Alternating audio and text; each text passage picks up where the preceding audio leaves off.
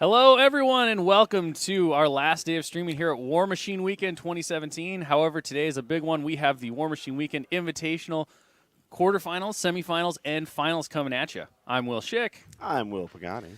And our first match promises to be maybe one of the greatest ones we've ever commentated on. You know, Schick, when we saw the lists, I was very excited here. Right. Because these are some very off-the-wall lists. These are some very unique and outward-thinking lists. Mm-hmm. And I'm excited to see what ends up going down here. I mean, I think this is one you don't want to miss just for the sheer, like, who saw this coming? This is a dark horse contest, like, Absolutely. beyond belief. Absolutely. And I'm a huge fan of dark horse lists. Yep. And I love kind of trying to juke the meta and figure out all different things in advance. And I think both these lists are that. Yeah.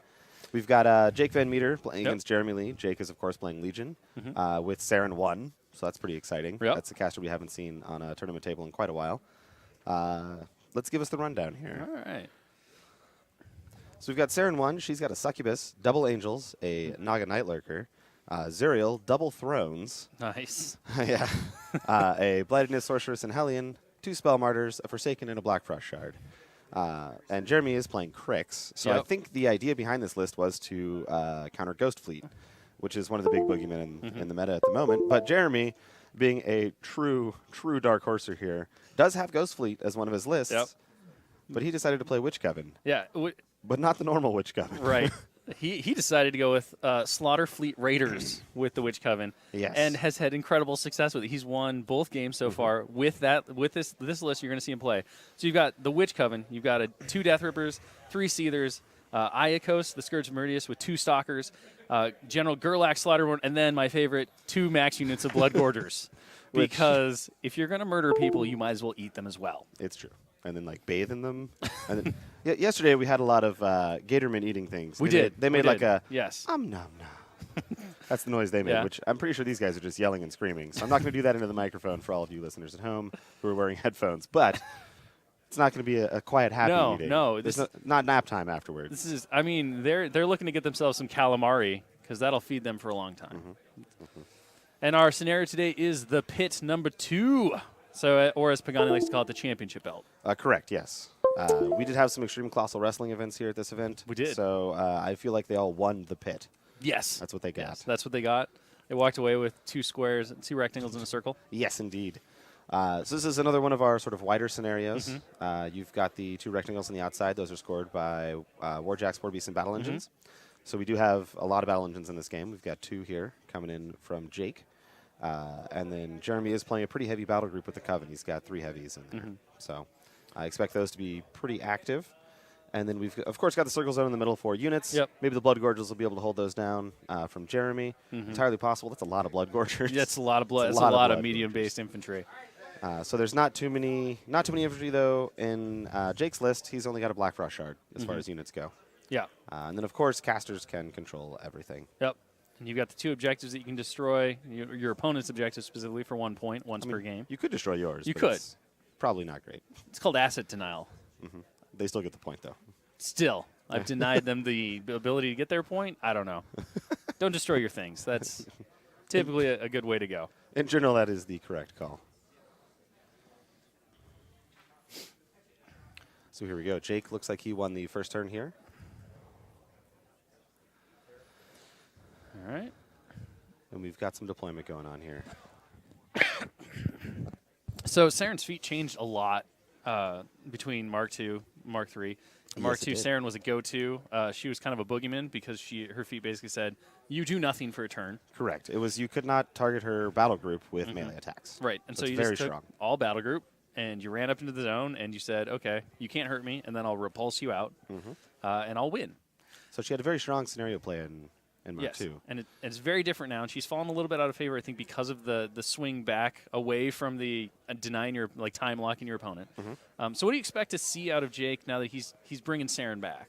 You know? Well, because her feet is no longer it is still battle group. Oh, no. Everybody gets +3 armor, and their battle group gains retaliatory strike as her new feat. And I really like this pick with these double thrones here because they're base armor 20. Right. And when they go to armor 23, like, that's really, really good. She's also got Banishing Word, which, once again, I was talking a little bit earlier about how I think Jake's list is specifically designed to go into Ghost Fleet and Dark Host and all these sort of standard metagame Crix lists, Right. which Jeremy is not really playing here. The idea being that you can go to armor 23, you can Banishing Ward one of your thrones, they can only be targeted by spells, and that really hampers your opponent's ability to deal with that model. Because Crix usually relies on reducing armor through a Parasite, Crippling Grasp, Feats, things like that. So that's going to, I think, be a problem for Jeremy still here, because the Witch Coven does have several armor debuffs that they're looking to apply to models. So I'm going to guess that a feated, Banishing Warded Throne of Everblight is going to go pretty deep and be very difficult to remove. Right. Well, and the throne itself, in addition to picking up a ton of extra stuff, also has a load of boxes now, and Yes. and it can snack to heal itself. So you've got very durable pieces in those models with a lot of attacks, good high pow, especially when you're facing Crix armor, which is not much. Yeah, it's usually not huge. Like Seethers, I believe, are 17 armor. The Blood Gorgers, not really a relevant armor against PAL 16s. No. Though I do think that their armor is going to be pretty strong against the Spine Burst that's coming out here. Right. So Spine Burst is a spell on the throne. So every time it kills a guy, it has an ability called Necrophage that lets it cast a spell. This is a little different from Battle Wizard because it's every time you do it instead of just the first time that you do it. So if he walks up and he noodly fists like 4 guys, he can then cast 4 Spine Bursts. Right. Which does a POW 10 to the target, and then D3 additional targets will also take a POW 10. So this could normally clear out huge amounts of infantry. It's very good into Ghost Fleet. They have very low armor. They're a base 12, and they go to 14 with their Wraith Engine. These Blood Gorgers, however, are a base armor 16. Right. So he needs to roll 7s to kill them, and then Right. they get a tough check. So it's about a 50-50 to kill them in the first place, and then you chop a third off that for tough. So it's just a very powerful ability in general. I think Jeremy's list is pretty well equipped to deal with it, though. So, yeah. And then the Ice Cage spell on them as well can be very applicable for Angels, who are, like, I'm not going to say low mat, but they're very average mat at 6. So Ice Cage gives -2 defense to the target that's hit. So if an Angel's going in on a Seether, maybe one of those free spells they're getting from Necrophage on the throne is going to be an Ice Cage onto a Seether. Well, and you have to remember that it gets to do it, like you said, every time. So if you can stack 3 Ice Cages on something, you make it stationary. Yep. And it's very easy Easy pickings at that point. comparatively to pull that off when you're looking at 4 attacks with decent mat. And you've So, really yeah. got 8, right? Because you've got Right. 2 thrones here. And you've so. got 2 thrones going on. So that also gives a lot of strong denial ability to those thrones. All right, let's talk a little bit about the Theme Force bonuses that are going Yeah. on here, because some people are probably not super familiar with Slaughterfleet. No, It's one of our newer no, themes. everyone's playing that. I wrote an insider on it that pretty much convinced everyone this was the next thing. It is the next thing. So Crix Warjacks gain Gang Fighter for Slaughterfleet. That's kind of the big bonus there, which is when making a melee attack targeting an enemy model in the melee range of another friendly faction warrior model, models with Gang Fighter gain +2 to melee attack and damage rolls. So with all these Blood Gorgers running around, it's really going to increase the damage output of those Warjacks. It's going to make them incredibly accurate. Seethers have a super high mat score of 8. Yeah. So with Gang Fighter, they're going to go to 10, which basically just means they're going to hit anything they want. And then, of course, Oracles of Annihilation, very popular list, but Jake is actually running some units in this list, whereas a lot of people will run only War Beasts. Right. So he does get to use the benefit that essentially apparition. lets one of his units apparition every turn. So we saw that just here with the Black Frost Shard, that down there at the south side of the board, they apparition forward. That additional threat range for, say, harms, they also have Ice Cage to really help out Right. support his armies. Both those things are very, very good. So I think Jeremy needs to focus on destroying the Black Frost Shard member that does indeed cast harm, which I'm going to look up which one that is right here. The spell is actually called Kiss of Lilith, and it applies harm to a model, which gives it +2 on all damage rolls to model unit. So with that, the Spine Bursts become much more dangerous to these Blood Right. Gorgers. And that is Rillis, which I believe is the one with the sword poking into the ground and pointing, which would be this guy right here. Yoop. So he is the one that Jeremy really needs to focus on. Let's talk about deployment here for a little bit. So Jake, we kind of missed his deployment. He's already run all of his models up here. Looks like he's being about as aggressive as possible. He's positioning well for scenario. And he's got an angel down here that he hasn't moved yet. So this guy, I'm guessing, is just going to end up somewhere over here, probably respecting this threat range from these 2 stalkers. Because Right. those 2 stalkers could pretty easily kill that angel. So, but these stalkers, I think, are very well positioned across from the Black Frost Shard. Because, once again, I said this guy is very important to kill. If he can get that guy with a Stalker, it's probably worth the trade, even just for that one Black Frost Shard member, because that guy is going to do a lot of work into the Blood Gorgers when combined with Spine Burst here. Well, and of course, Iacos Escort spell, giving +2 inches to a speed 7 Jack already that also can leap. Those things are really hard to avoid. So I believe it goes to 15-inch threat range. Is that correct? Or are they half an inch on their melee attack for the Stalkers? They're 1 inch on those claws. Okay, so 1 inch there, yeah. So they go to speed 7, up to 9 with Escort, 14 with the leap, because that's a 5-inch place, and then one more for 15-inch threat range. So these Stalkers are just straight off deployment, controlling a huge amount of this board, which I'm going to guess is about right there. I'm going to guess that's about 15 inches. So the players are currently talking about the Stalkers and how worried Jake is about them. So, yeah, I mean, not only the Stalkers, if you can hit them, you know, will fold pretty quick. They have a very low number of boxes, but they're def 15, they're stealth, like they are difficult to pin down. And they do come from downtown, right? Yeah. Like they. Yeah, with Iacos especially, they're very difficult to project and plan for. All right. So we're into Jeremy's turn here. I think we're going to see some pretty standard stuff. There's going to be some runs going on here. I don't think there's going to be any incredible plays. Like last time, Jay ended up with a turn 1 Gallows that got him a heavy kill. Ended up not mattering in the game. He unfortunately stayed outside the kill box and gave Charles 2 points. But it was a really sweet play that I was very, very hype about when we were casting. I was like, this is awesome. This is amazing. You never punch a heavy to death on turn 1. That's sweet. So I think the ideal here is that Jeremy's going to screen with his Blood Gorgers. He's going to take the charge with them and then try and counterpunch with his Warjacks.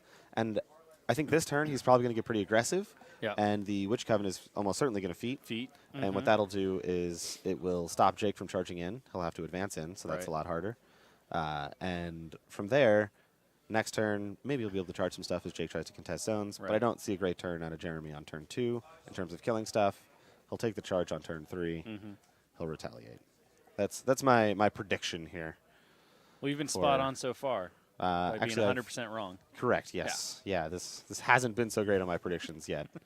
But that's all right. It's okay. That's why they're predictions. Exactly. It just goes to show that, you know, you never know what players are thinking or how they run their lists. And obviously, you know, we don't have any familiarity with these lists. Like, this is the first time we're seeing both of these. Which I think is fantastic, right? And is awesome.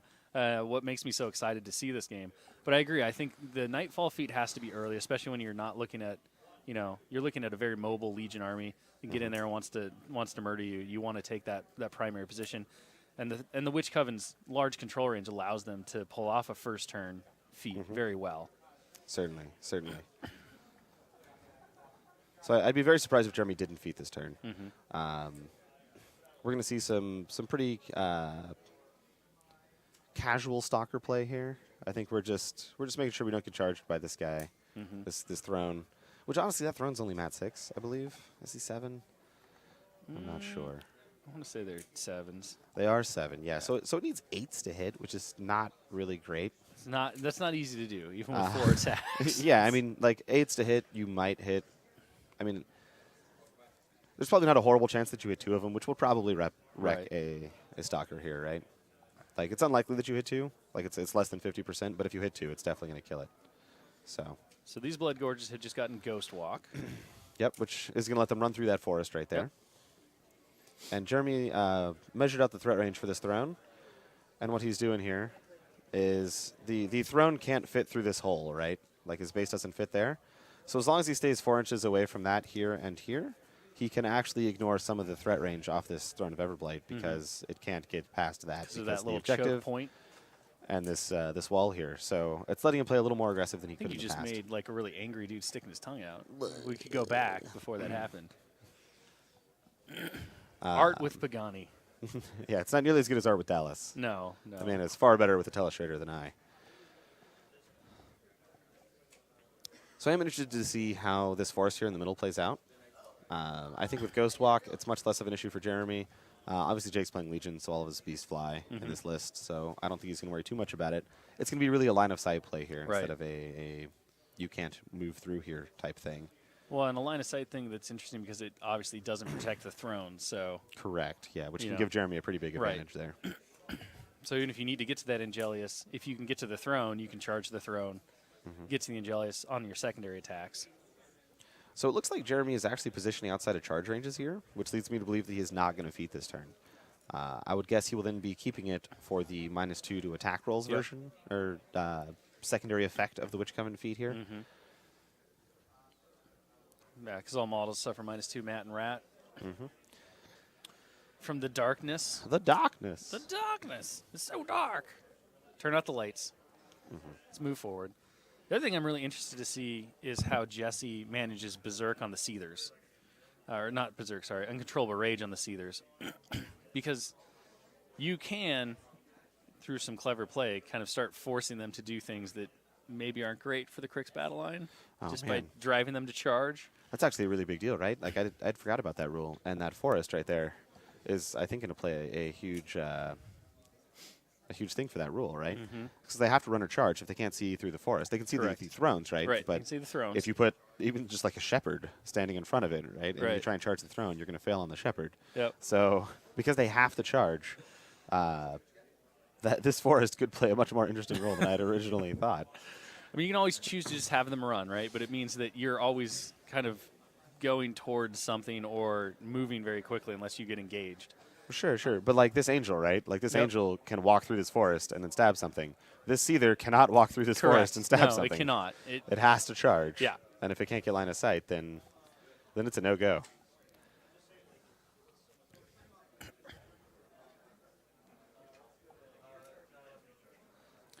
So that is a Veil of Mists there. I actually had like a flashback for a second, and I was like, oh man, that's a Ghostly Prison from Mark 1 Coven. I'm like, oh, wait, they definitely don't have that anymore. They do not, no. Ghostly Prison was like an AoE that you could put down that models couldn't move through.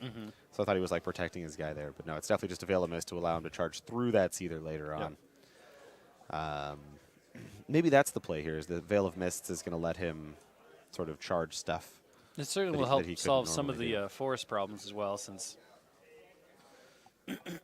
they gain Pathfinder through the trees. Certainly. So we're seeing pretty reserved play here from Jeremy. He doesn't seem to be pushing nearly as far forward as I thought he was going to do. So I'm already wrong. Cheers. Here we go. It just means you can make new predictions. Yes, absolutely. See, the glass Every is round. half full. Every round round. you can make new predictions. Which is more entertaining, right? I mean, I like to think so.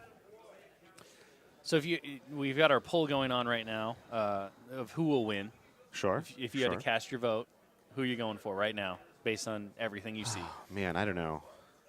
Like I want to say Jeremy for the dark horse value, right? Because Jake is not prepared for this. Jake doesn't really know what to do. Nobody's prepared for Blood Borchers. That is definitely true. That is definitely true.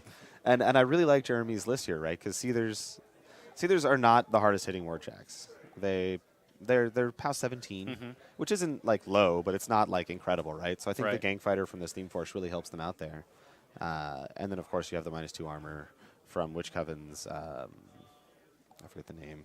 I'm so bad with names, by the way. Curse of Shadows. Curse of Shadows.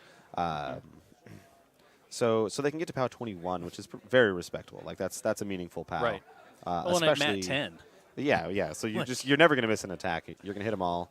They're very efficient, right? Yep. Like they get free charges and runs and stuff. Yep. So Yep. I really like the Seethers in this. You've also got force. counter charge, So which can be significant in terms of board position and stuff. I feel like counter charge is also really strong with the Witch Coven's feet. Because it can force people to walk into you, which means they don't necessarily get all the way in. You can get some counter charges and stuff. Well, and that Veil of Mist setup, too, is kind of interesting how he stacked the Seethers so that one can countercharge through his friend. Yes, I really like that. Yeah. We're seeing some great play out of Jeremy here, positioning-wise. So I'm interested to see what's going on here. So I think in my my very early assessment of this game, I'm gonna give it to Jeremy. You give it to Jeremy. So I think that's where my current favor lies. He's also my boy from Houston. So I gotta have a little bit of bias there. You got to right? go with the home team advantage, then, I guess. So, but I mean, I've been to Jake in the WTC 3 times, so like he's also kind of my homeboy. Right. So. Yeah, I mean, I think I would probably have to land on your side as well. I think that the dark horse potential of the Slaughter Fleet, just the lack of practice, and then also the tools that it brings to the table, right? Like in this scenario specifically, I feel like it's got a little bit of an advantage. It's put Jake a little bit off his game in terms of planning and stuff. Like you said, he was expecting probably pick the list because of the Ghost Fleet matchup. Oh, definitely. And when Jeremy pulled out his list, and it was like 1, Jake's like, which one's that? That's not Ghost Fleet. What's going on? What are you doing? What are you doing? This isn't right. Yeah. So I'm excited to see how this all turns out. I think this is going to be very interesting. See some measurements now for some spray distance, it looks like. Yep. It looks like this is for the Sorceress on Hellion. He's checking to see if he can target the Witch with the spray. I don't think he's actually going to get the spray in the Witch. No. I think he's trying to maximize But he's going to get 3 of the Blood Gorgers. 3 of the Blood here, Gorgers, what it looks like. So we see a quick measurement on 8. Easy peasy. Definitely in. See if a countercharge happens. Countercharge does occur. Also, don't miss this little guy right here, the Spell Martyr. This is going to be a Breath Stealer right here to give them -2 speed to make them way less aggressive next turn. So. So we can hear the players, but you guys cannot. So Jeremy, Jake asked if Jeremy wanted to countercharge the Hellion here. Jeremy said, no, I don't care about these Blood Gorgers. I think we already got some mind games going on here. And Jeremy is a masterful mind game player. So you see this die right here, this right here? This is like Jeremy's way to tilt his opponent. Every time he hits a tough check, he leaves the die right next to the model. So Jeremy's the master of mind games. Yeah, and it's going to sit right there the entire turn, I promise. This was way more silly in Mark II, where you could tough while you were knocked down. Tuffing. So what he would do is he would stack them on top of each other as he hit multiple ones and make a little tower next to his model. This is your shame tower.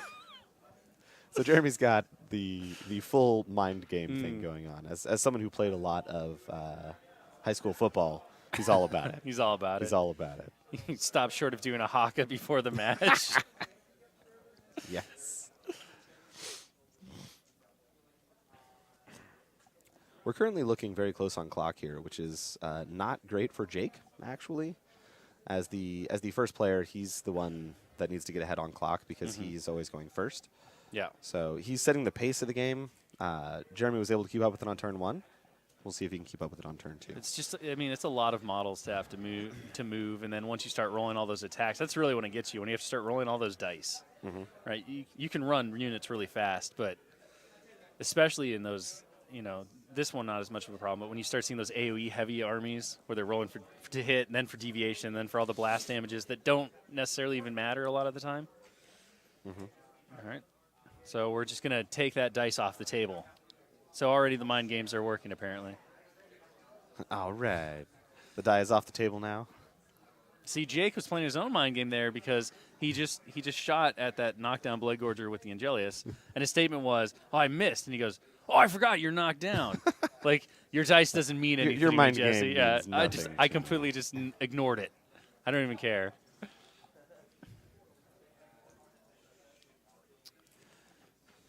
So where do we think these thrones are going to end up here, Shik? Where do we think these thrones are going to end up? So I think this one right here is going to try and deal with this unit of infantry. And is there? Yeah, there is a Seether over here. So I think Jeremy's positioned well to deal with that throne later on. And I'm going to guess this one stays a little more central. I think this one's going to end up somewhere around here. I'm guessing this is, well, actually, no. Once again, based on Jake's positioning, right? Like these guys are staying very far back. I'm going to guess this isn't a feat turn. I don't see him doing the feat yet, right? I feel like his feat may be counter feat to the Coven. Sure. At the point that he's not going to be able to get that alpha strike, he's going to need to. And here comes the Blightbringer arc that you were talking about. So prediction correct. Oh no, I predicted Breath Stealer.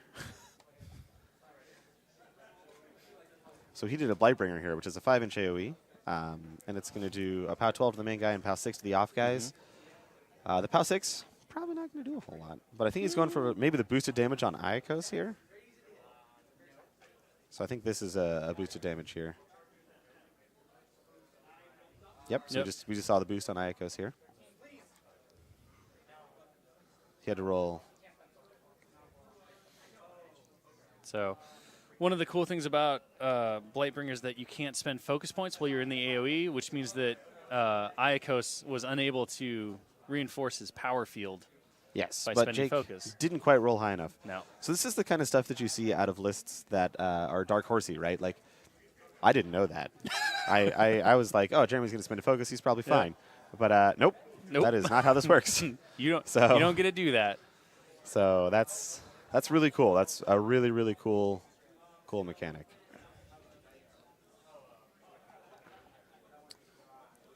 They're talking about facing here.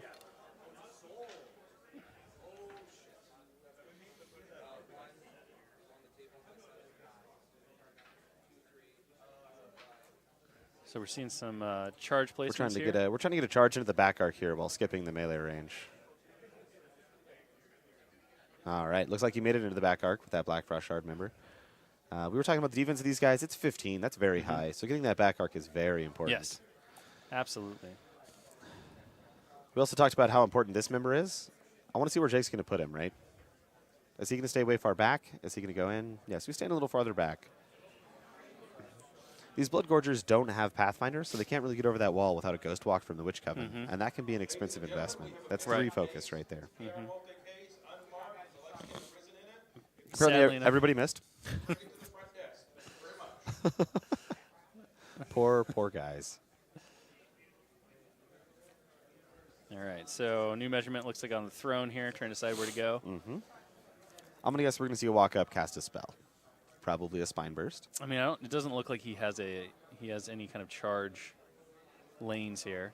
You see that proxy going down. He could have got very aggressive if he was going for sort of a feat turn this turn, but I don't think he's doing that based on his very, very conservative placements. Yeah. In the last stream game that Jake was on, I kind of waggled my finger at him about not being aggressive and talked to him after the game about it. So we'll see if it plays off in this game that he can be a little more passive and maybe not push as hard as he could.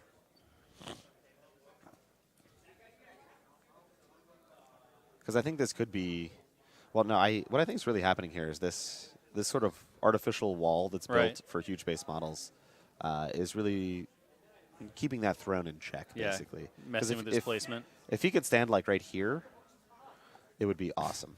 Oh, there's the die. Another tough. There's another tough die. Jake just lamented that you're always tough.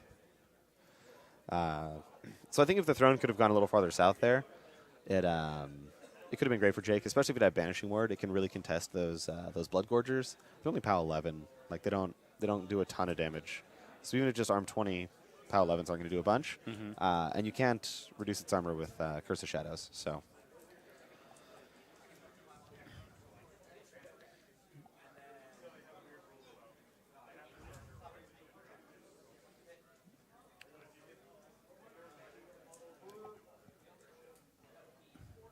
All right. And here we go. So we do have these 2 angels. I believe this one's already gone. He walked up and shot something. That one shot the knock. So that one this guy right here? Shot the knockdown. Nope, the other one. The one that had the die when he said, I forgot he was knocked down. Oh, sure. The counter mind game play right there. Sure. So that one's activated. It looks like the other one is shooting. All right. Manages to get through one. Yep. 1 Blood Gorger down. We did hit the crit fire on that. So if he had survived, he would have been on fire and probably burned to death next turn. Maybe. Poor little guy. Poor Blood Gorger. He just wanted to, rip faces off and eat them. Like Pringles. Nom nom. Nom nom nom. Nom nom. So we're seeing a very conservative battle line out of Jake here. He doesn't want to go in just yet. He wants to pick apart what he can. Not commit to anything. Hopefully not lose any models, I think is his hope. And force Jeremy to feed first. Yeah, which I'll be very, very surprised if Jeremy doesn't feed this turn, which I already said about last turn. So currently I'm surprised, and I will remain surprised. You'll remain surprised? If there is another turn of no feats.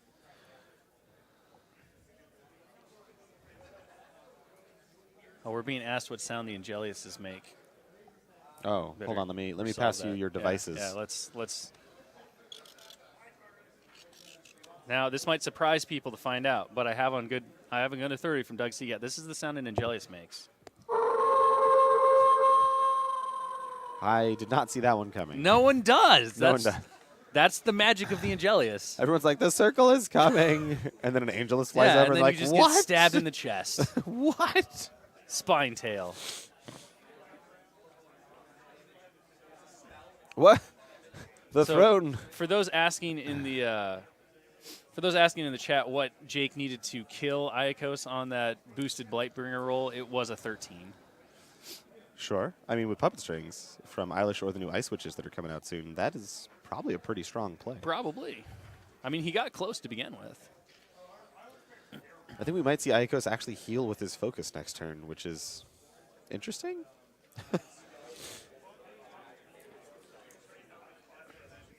All right. So he's working on filling up his Forsakens here. With the Banishing Ward up on the top one. The bottom one is not Banishing Warded. It's also out of charge range. So this right here was measured as out of range. Yep.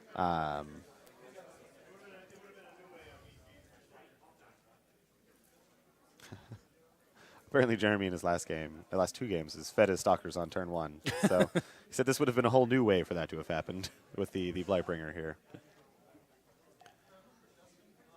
So here we go. Jeremy's going to power up. I'm going to guess this is going to be sort of a jam with Bloodgorgers and run kind of thing.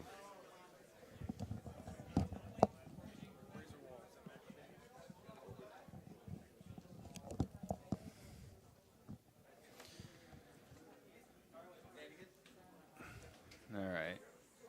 Well, it looks like those Stalkers are going to be in great position to be able to eliminate the Blackfrost Shard this turn. Absolutely, yes. This, I mean, we talked about the importance of this guy, right? Yep. This guy was very, very important. So I imagine this That's Stalker within jump range. is going to hop there. This guy's going to come around here. We're going to see a Coven Feat for the -2 mat is going to be really huge for these Def 15 guys. Right. I think it's going to be great for these Def 13 guys. These Def 13 guy up here. It's not super great on the Gorgers. Like 14 is good, right? Sure. Like it's a very solid defense, but it's not like the 17 or the 15s of the other guys. So I'm going to guess the Stalkers clean this up. These Bloodgorgers run up here. They're going to be prepared to kill this objective next turn. These Bloodgorgers will run into this zone, set up for the Seethers probably here. This guy's going to come up to here. This guy's going to come up to here, probably staying out of this guy's line of sight, so he can't charge.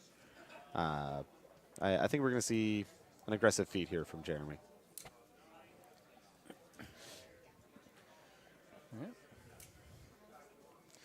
We'll take a look here and see how Jeremy starts out his turn. Yep. We have no real allocation, I see here. No. So I mean, I think I wouldn't be surprised to maybe see a Ghost Walk since those Blighted Trollkin up top are still in the trees. I mean, he wants to push forward. I imagine this will be a Ghost Walk for sure. Yep. I don't know if there's much to Ghost Walk up here, though. No. I was talking about this stuff down These ones right down here? in the trees right there. Yep. Sure. So that's 3. Maybe he'll find a Stygian Abyss target. Well, Stygian Abyss is incredibly strong against these thrones. If you can Shadowbind them, they cannot shake. They are not Warjacks or Warbeasts, so they can't get Fury. So this one up at the north is Banishing Warded. This empty base right here is a Throne of Everblight. This one right here, though, this is the prime Stygian Abyss target. If he hits this Stygian Abyss and it Shadowbinds it, this whole zone is now free. Yeah. There's very little retaliation that can come out of Jake for controlling that zone. And that's a strong scenario play already. You'll get 1 for killing the objective on the next round because, oh, actually, no, this is bottom of 2. Yep. So you can do it now. So I'm interested to see what goes on there. Maybe these Bloodgorgers get in there. Ghost Walk charge by the Bloodgorgers, try to remove the objective. Get 1 Jack in the zone, which is going to be the Stalkers, right? So there you go. The first Witch walked into the kill box and feeded. And Ghost walked to the Southern Bloodgorgers and the Northern Bloodgorgers. And then camps 5. How does that even make sense? Oh, perfect conjunction, right? They're in a triangle. Triangle forms are the best forms. They are. They're the strongest.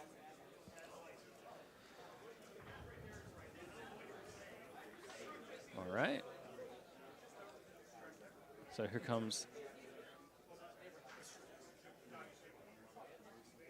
So Ghost Walking, Bloodgorgers are charging in. So the Blackfrost Shard is defense 14. Yep. But these mighty Bloodgorgers are mat 6, so they need 8s. He's going to get 2 attacks there. 2 tries at an 8. Decent shot to hit one of them.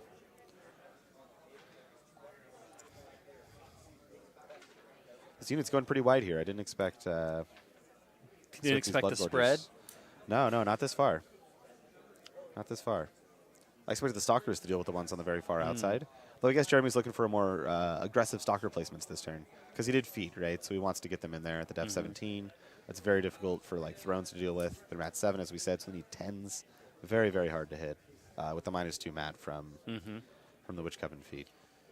One's going straight after a throne.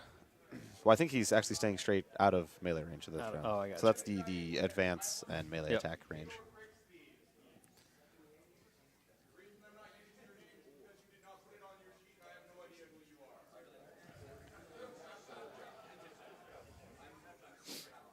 All right. So he's got one more to go.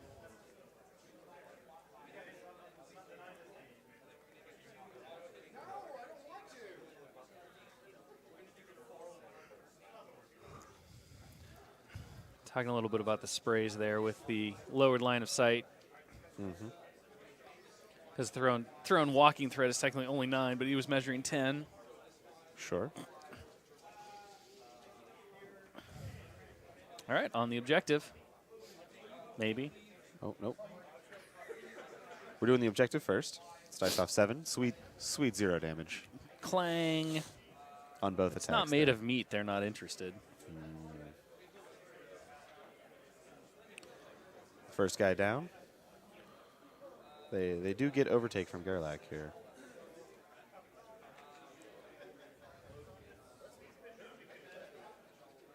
All right, there goes the first member of the Black Frost Shard. The second member, actually. We've got the one farther south. Oh, as the well. one down there died. I missed it. So for those of you watching in chat, the Bloodgorger leadership ability of Gerlach Slaughterborn is only while in his command range to get Berserk, so he doesn't have to stab his own stalker. So that's a plus. It does look like Jeremy's going to score 2 points here. He's going to get the objective, hopefully, with these stalkers, and then he will also score the zone if everything goes well. Black Frost Shard, no more. No more. It's very, very important.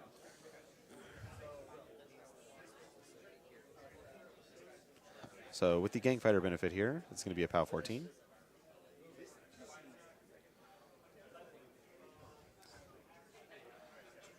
So 2 points left on it. The other stalker should be able to make easy work of that. You'd hope. You'd hope. But dice can happen. They certainly can. They certainly can. He's going to walk on up. He's going to give it a little hopsy here. Comes a leap. Oh, he may have blocked his own melee ranges.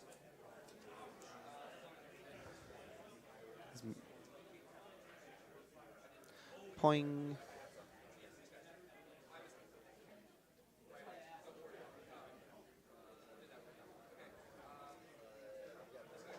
So he does indeed have the range to get all the way over there. Jumps.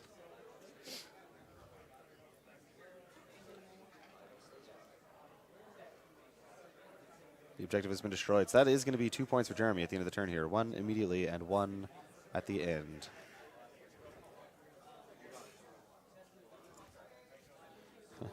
Icos has decided that the Blightbringer is very scary and is going to hop back there behind He doesn't the like forest. it. He can't use his focus points.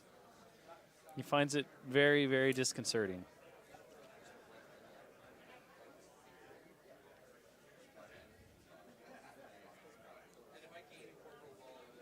All right.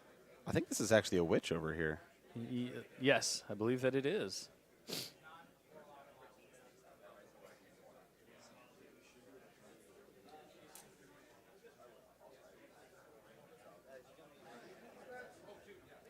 So the witch just walking in the Blightbringer because she don't care. She's a full-blood warcaster. She can do what she wants. She is. She can spend her focus. This is a very aggressive witch placement. Yeah? Like, I'm always worried about these witches dying because they're pretty squishy. if you're hitting them specifically instead of the Egregore, Right. they're not super durable. They're 16-13s. They can spend focus, of course. They go to 16-18 for 1 attack per focus spent. But they only have 8 boxes each. Yeah, So it I seems mean very scary. It doesn't take much. Remember, the feed is up though, so she's probably got a little bit of protection there from that. I mean, sure, but I'm just worried about like the next turn, right? Like where's she gonna go? She doesn't have Pathfinder. I feel like ghost walking yourself is like the saddest thing ever. It's like she could walk this way, I guess. I don't know. Make Maybe myself she's my own gonna. friend. What if she like walks over here and starts scoring the zone? Just sits there. Well, this is because Killbox is no longer from the sides, right? It's only from the back, Uh-huh. which is about right there.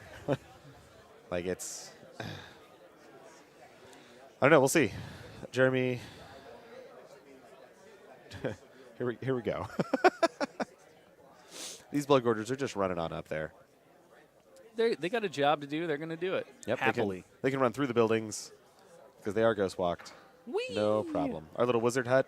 I mean, Nobody cares. I heard from Doug that Ragman is in there. oh yeah. So as these yeah. blood gorgers run through Ragman's house, they're probably like, "Oh my god!" They see him without his rags. Yep. It's horrifying. He's actually just like Jr. Oh, Just like a little bearded man. just a wee bearded man. A wee bearded man. His cloak of rags on top. Seems horrifying. You have to imagine though, like how excited would you be as a blood crazed, like blighted trollkin to suddenly become a ghost and be able to run through everything? I mean, it sounds amazing. Like you'd right? just be like, you'd be so happy. It'd be like Christmas. like bloody, ghostly Christmas. Yes, the best kind. So our Seether here stayed 10 inches away here, so he will not be able to see him in the Witch Coven feat, so he cannot charge. He also cannot advance and stab him, because that's only a 9-inch walking threat. So easy peasy. Is this another witch? Yes. This is like the widest spread of witches It's a ever. big triangle, okay? It's a very big He triangle. wanted Here's a the very large Egregore, triangle. and then there's a witch. You think about it though, he's got a lot of frontage to cover. He's got 2 very big units that he wants to continue to give Ghost Walk to. It's true, but like he could cast it on this guy from right here. Like this ain't that bad. And he's got an Arcanine, right? He's got 2 Death Rippers. Where are those? That's really my question right now. Let's find those. Yes, and here's one. One is right. Yep, one is right there, and then the other one looks like it's Right here? slightly above. Yeah. Yeah, So I don't know why these witches need to be this far out. It just seems scary to me. just to panic you. That's all. Yeah. Just to panic you. I mean, this turn they're safe, right? Because the feat's going to cover him. But like next turn, it seems kind of horrifying. Right? Because like if this angel like kills these guys, if he comes this way, like kills that guy, overtakes, kills that guy, maybe kills the objective, and then next turn you got this angel sitting here. I guess this Seether could probably deal with it, but if it doesn't, like he could just shoot this witch, and that's just really horrifyingly sad to me. Like I would just run, just run my witch away. You just run away.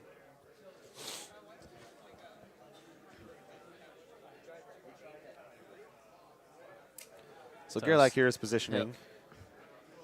That guy, he hits like a freight train, right? Like he's got finisher. He's a monster. He's an absolute monster when he can get in there and get things done. Now, in this matchup, he doesn't have quite as much to do because he really wants to chew through, units. True. But with finisher, he can really. Oh, he can. Really do He can finish some work here. He can finish it. Yep. Yeah, he can finish it. No doubt.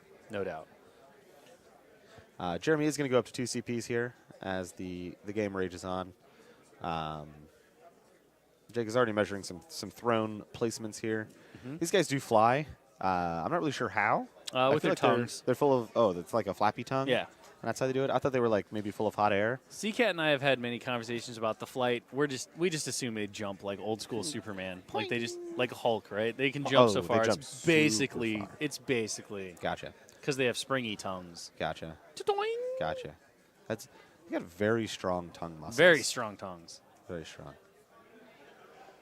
So Jake I going mean- into the tank a little bit here as he tries to figure out where he needs to go. Do you think their tongues have abs? Oh yeah, Yeah? yeah. They have very when they good core. flex, it's just like they look like giant taste buds, but they're not. They're tongue abdominals. It explains so much. And this is all just like meaty jump muscles right here. This is all part of the tongue. Yeah. Yeah. I mean, basically, they're just 100% tongue.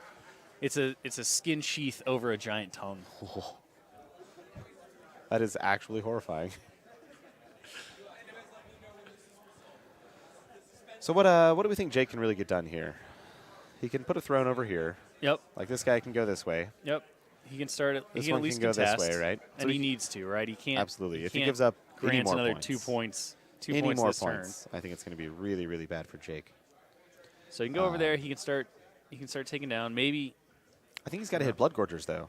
Yeah, he can't hit the Stalkers. The defense on the Stalkers is just going to be too high. And even hitting Blood Gorge is going to be slightly difficult. It's going to require 7s, but it's not impossible. Plus, if he can hit a Blood Gorger and manage to kill it, he can always Eruption of Spines.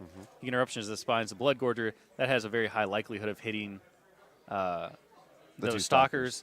POW 10s on their 13s is pretty respectable. Their armor is very sad. It is basically paper. Very sad. Basically paper.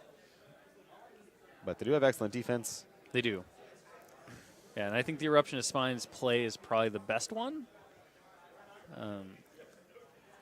It does seem like it.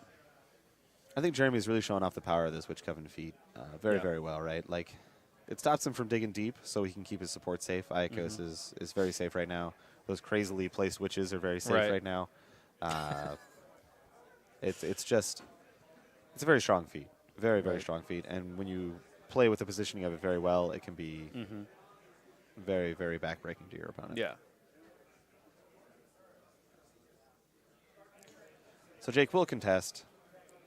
I will continue being surprised if Jake doesn't feat this turn. Looks like this is the turn to get aggressive. So misses on the first tentacle, hits on the second tentacle. Of course, Jeremy hits the tough check. Put that die out there, boy. There. Oh, and then he hit him again. Just murder him afterwards. Take that die off the table. Looks like we're going to spray something. It's a good spray. So Spine Burst instead. Yep. And he's going after the Blood Gorgers instead of these. So you get one additional extra. target. Yeah. So manages to crack armor and does kill him. Oof, there you go. Fails both tough checks. Who needs to worry about needing 8s when you can roll boxcars? It's true. All right, so we missed the fourth initial.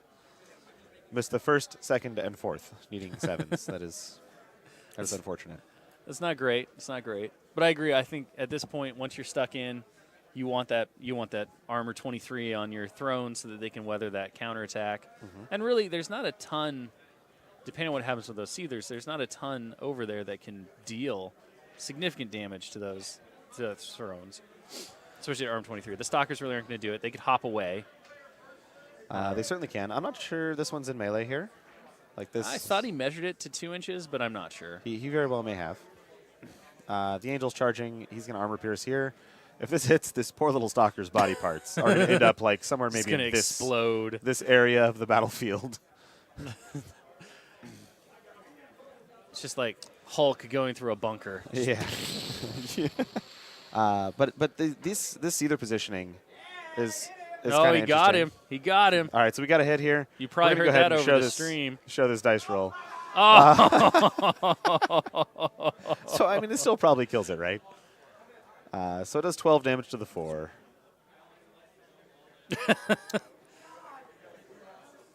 So the Cortex is out. You can see the damage grid there on Jeremy's phone for just a moment. The most excitement ever, followed by the biggest disappointment the saddest ever. 5. Yeah, so, in the last CID cycle that we did was the 12 Factions of Christmas. Is that true? No, that was two cycles ago. That was 2 cycles ago. Man, they're all blending together. But Ice Witches are something that's coming out, and they're in this theme force. This is Oracles of Annihilation, and it's something that Jake is really excited about because Angels do this. Yes. Right? Like, they get that one very powerful attack, and then flubbing that they die roll is it. very sad. So Jake is very, very, very excited about. Puppet Master is a huge boon. Yes.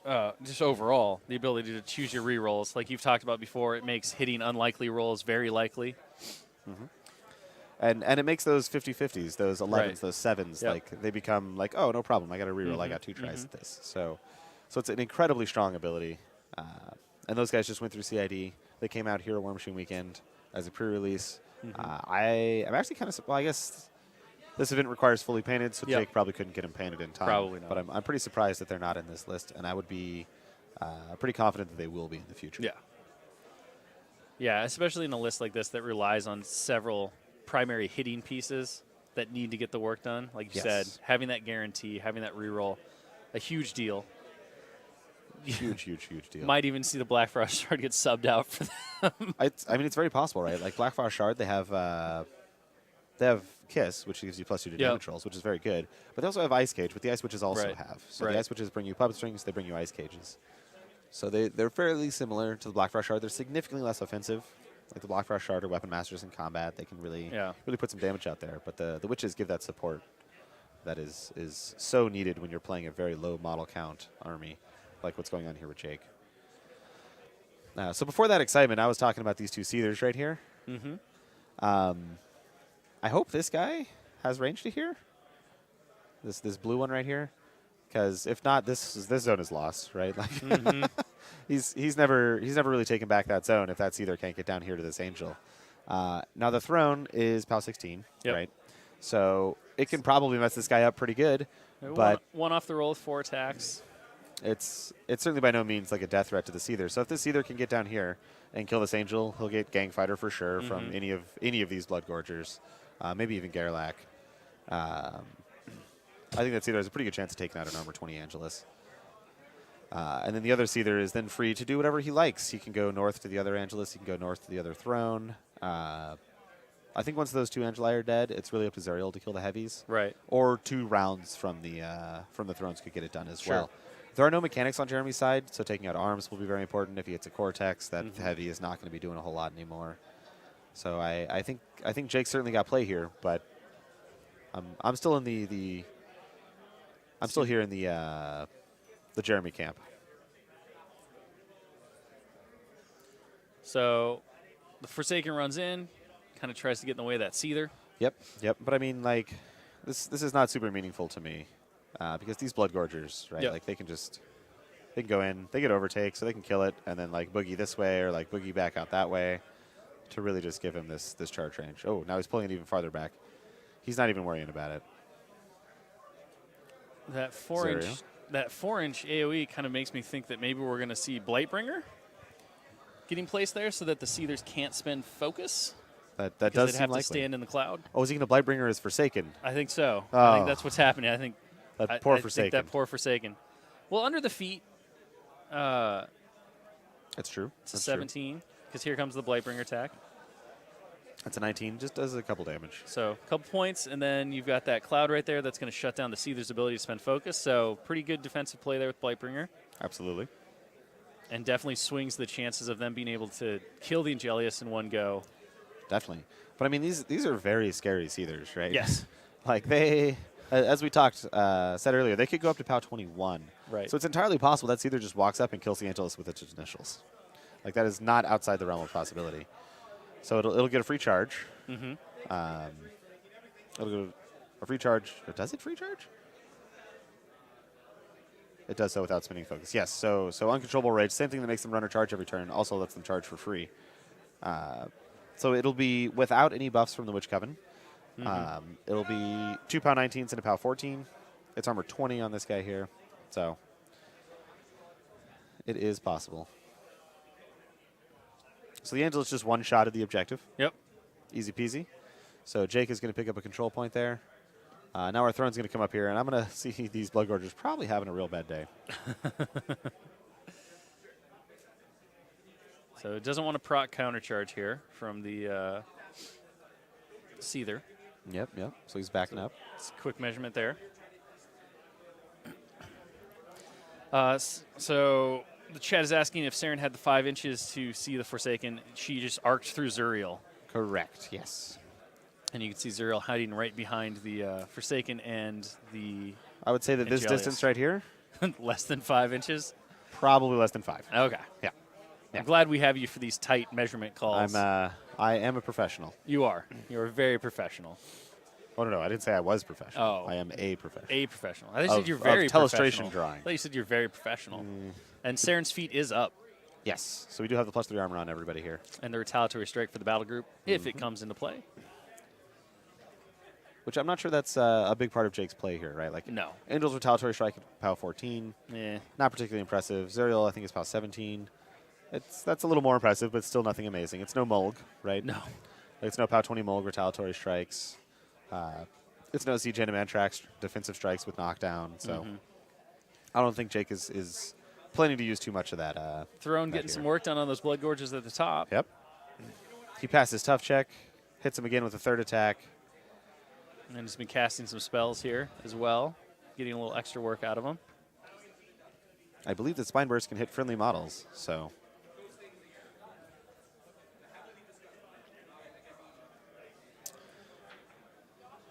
It does indeed. So this this eruption of spines right here is not the happiest one. Well, but you're arm 20 against POW 10. Well, sure, but it takes one of the hits. It does right? take one of the hits away. It also So- allows him to chain a little further, though, I think. It's true. I mean, you think could 5 just inches. directly You could. Spine Burst him and try and hit both of them. Yeah. Jake has been attacking his own models, which we talked about earlier, is only being worth it in very specific situations. And I think this this is one of those situations. Right, the Blightbringer. So Sorceress and Hellion. Going to try to spray, it looks like. it does look like it, but he's intentionally trying to stay outside of this counter charge. Yep. I'm not sure that's going to work out for him. Looks like he got it. We got a spray. He'll hit him. We'll make a tough roll here. We will not make a tough roll. And then he's going to reform backwards 3 inches. Just a huge cluster of Legion stuff right there. Hiding in the Blight field. Excuse me for that, gentlemen. Naga's just holding on the back of that forest there.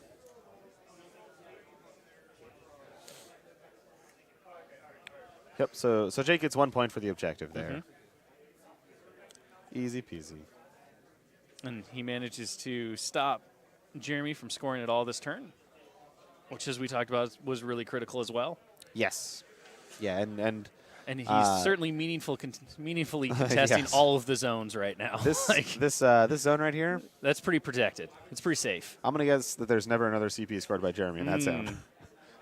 Or if he does, he's already won the game because all of this is dead. Is dead. And that is basically Jake's army, right? So Well, and even the northern zone as well. I mean, you've got an Angelius, you've got a throne. And this throne is arm here 20 as well. Angelius, arm 23 throne. That can't be targeted by spells. I'm going to guess there's not a whole lot going on this turn for Jeremy in terms of No. killing these thrones. So that will end the Coven's feat as the round passes over.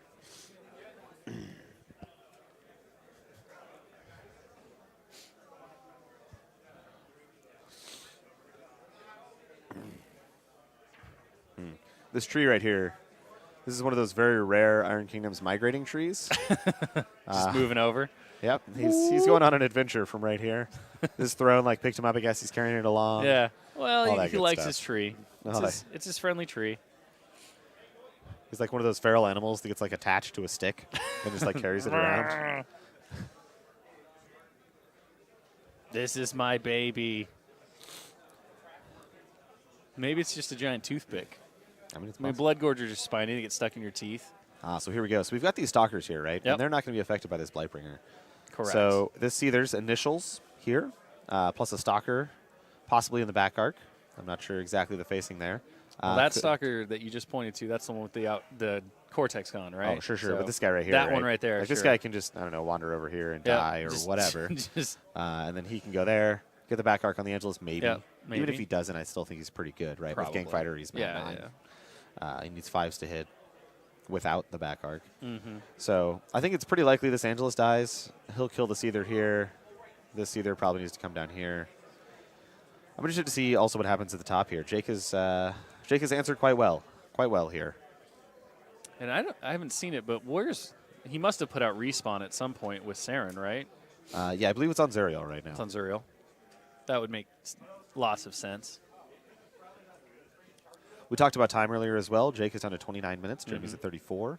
So- Jeremy is the second player. Just has to keep up with Jake. He doesn't have to get ahead, really. Right. So he's got plenty of time to execute this turn. Yep. Plenty of time.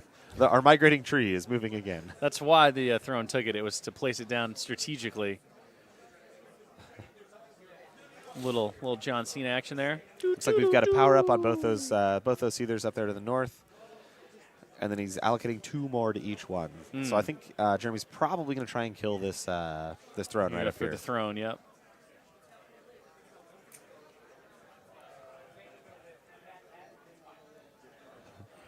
So, all right. So I think I kind of see what Jeremy's going. If we can go to an overhead shot here, I'm gonna try and explain what I think Jeremy's going to do here. I think some of these Blood Gorgers here, they're going to gang up on this Angel. They're going to give this either Gang Fighter. He's going to go up there and try and kill that with all of his focus. These 2 Seethers, they're going to come up here and kill this. And we're going to swap the scenario play from here Yep. Over. up to here. So Jeremy will then score another point here. If he can kill both those models, this Spell Martyr right here is really going to be the only thing that can not even meaningfully, that can contest this zone. I mean, I guess the Naga could go up here too. Right. But this is going to be a ton of pressure put on Jake. I'm not sure Jake can really clear this zone, right? He's going to put probably this guy. He's got both Stalkers still. He'll put 4 or 5 Blood Gorgers in there. That's going to be tough for Jake to clear to score points to try and slow down Jeremy's scenario play. And then Jake is going to be forced to like run this guy in, right? So Jeremy will be scoring points every turn, and it's going to be Jake just sort of forfeiting models for free to Jeremy, Right. To counter the scenario play. And with the counter charge on the Seethers, that might even make it incredibly more difficult to do that, especially with Veil of Mists. One of the big ways to get around counter charge is to sort of jam them up with their own models. Right. So if you can walk up and engage the front Seether, the back one can't charge you because the front one's in the way, but Veil of Mist lets him move through his own models. Right. So this is some really awesome interactions that I have never really thought of before and never really seen before coming out of Jeremy. I'm very impressed here. Very, very impressed. I think this is a really sweet list. And the more I'm seeing it played, the more I like it.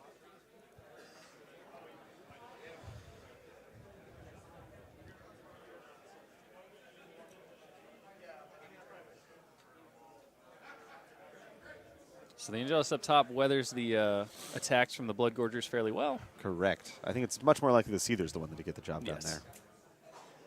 We got a Witch just popping in here. She is ghost walking this Seether.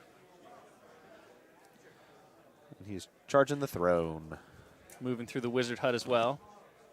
Man, that Try to keep your doors closed and nobody cares. There's no respect. No respect. But, I mean, does Ragman really deserve our respect? He's kind of a bad dude. So he deserves it? Is that what you're saying? I mean, The I'm saying, Necromancer? like, in the grand scheme of things, the, like, random ghostly crick stuff running through your house, it's not that bad. They don't even knock stuff off your shelves, right? Like, they go right through it. There's maybe a ghostly wind. So we're at 9. we're at dice off 4 here. That last attack did 9 damage, which is substantial. It's pretty good.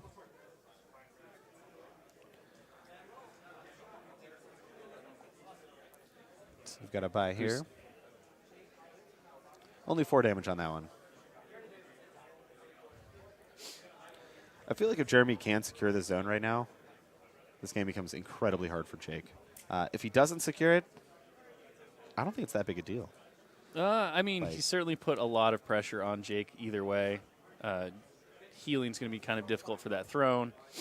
Yeah, it'll be interesting to see. I mean, it'll all come down to Jake's next turn. But chewing through 3 Seethers with a throne, probably not very likely. I mean, I think it really comes down to whether or not this Seether right here can kill this Angelus. Yes. If he does that, I think this gets very tough for Jake to really contest these 3 Seethers. Yeah, I mean, anymore. effectively, you just kind of delay a turn. There goes the throne. That was a nice 15 there to kill the throne. It was. That's what you want to see when you're going for the big plays. Yep. You want to roll 15s? You don't want to roll 4s. That's some John Madden advice right there. If you roll well, you do a lot of damage. It's a Michael Plummer School of Warmachine. Just roll high. That is true. Oof. 13 points on the charge. Rolling out another 14 there, doing 13 damage. That is substantial. So retaliatory strike comes in. So misses. And we've been wrong here. Seethers are 12. 12 defense, not 13. That's because they're crazy. Crazy. And then there goes the Angelius, and That's going to secure that zone for basically Jeremy. give that zone over. So it's another point. And Berserk's into Blood Gorger. He's killing all of his own guys. Well, that's what happens when you're crazy. Another Blood Gorger goes down. It's like, we were trying to help you. Why? All right, Egregore is piecing out way over towards that zone, getting away from anything that could possibly threaten it. And back on the overhead view here, I want to point out just like how far this witch is. Like, She's doing her thing, man. She's doing her thing. Look at this. That's a good like 2 feet, maybe more. She's prone to wander. She just decided. She was like, "Oh, look at those trees. I want to go over there." And then she kind of got lost, and now she's like, "I don't remember why I'm here." There's some beautiful flowers. That's right. Some beautiful flowers. And we talked about the line of sight blocking of this forest. This is still very relevant here, right? Like Jeremy doesn't, or Jake doesn't really have a Right. counterplay into these models here because the forest is blocking line of sight. So as long as Jeremy can just keep this zone contested on every single turn, Yep. I think it's going to be really hard for Jake to stop this. So Bloodguard unit number 2. Number 2 is going after this Forsaken. Oh, no, we're charging the Angel. Might as well. Jeremy claims he is being greedy. I mean, with the dice like they are right now for him, might as well. Sometimes you roll 15s. Yeah, just go for it. Easy games. Easy games. I think he's trying to put some damage on there so the Gerlach can get his finisher in there. Yeah. Would be my guess. I don't think he's looking to really kill anything over here. Just put some chip damage on it. I mean, definitely play the long game, right? Like you said, he's got strong position right now in terms of scoring potential. He's already up. He's going to go up further, and now it's just a game of wearing Jake down as he tries to meaningfully contest that upper zone. And maybe he's being a little too aggressive here. Maybe his play is just to make sure that he can contest that bottom zone every turn instead of trying to get aggressive with these guys. So I don't know. We'll see how his aggressive play plays out. Okay, so he's hit the Forsaken with his second initial. He did no damage on his first one. So quick check on the Forsaken. So 3 3 damage is just killed. enough to kill it. Yep. So Gerlach is hanging out right back here, so we will have Berserk. He's always got Overtake. Mm-hmm. So he's going to go ahead and get some punchy going on there on Zuriel, who's going to retaliatory him. This is kind of what I'm saying, right? Like, if you're losing models on your turn, especially in the zone that you really need to be contesting, that may not be the best. So it might actually be better for Jeremy to just not attack Just here. slow down, slow play it here. Yep. It can be hard to kind of see that longer game, though, when your blood's up, you're killing things, you're having a good turn. It's like you don't really want to stop, right? You want to keep applying that pressure as hard as you can, even if it may not be turn 4 or 5's best move. So he's playing the long game.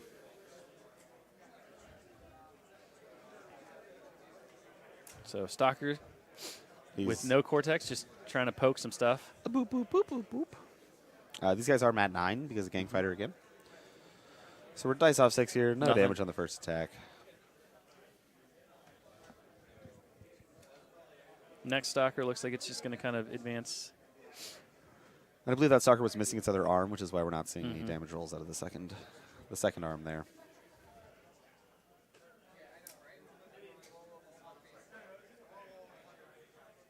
So just checking to see if that Stalker can hop to a position where he won't be affected by the Blight Field. Yeah, I think he's just kind of staying out back here.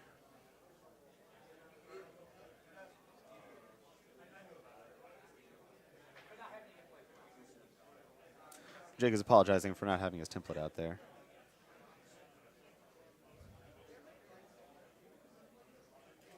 Looks like the Stalker's backing up, just playing the contest game. So there you go. Jeremy must have heard you in spirit through your soul connection and decided that he needed to slow it down a little bit. Our Houstonian bond. He's getting a little too excited, yes. Your Texonian bond. And here comes Gerlach. He's going to give him the axe. Give him the axe. Classic Slaughterborn always misses the first attack. It's because he gets too excited. He gets so excited. Instead of actually swinging the axe, he just pees down his leg like a chihuahua.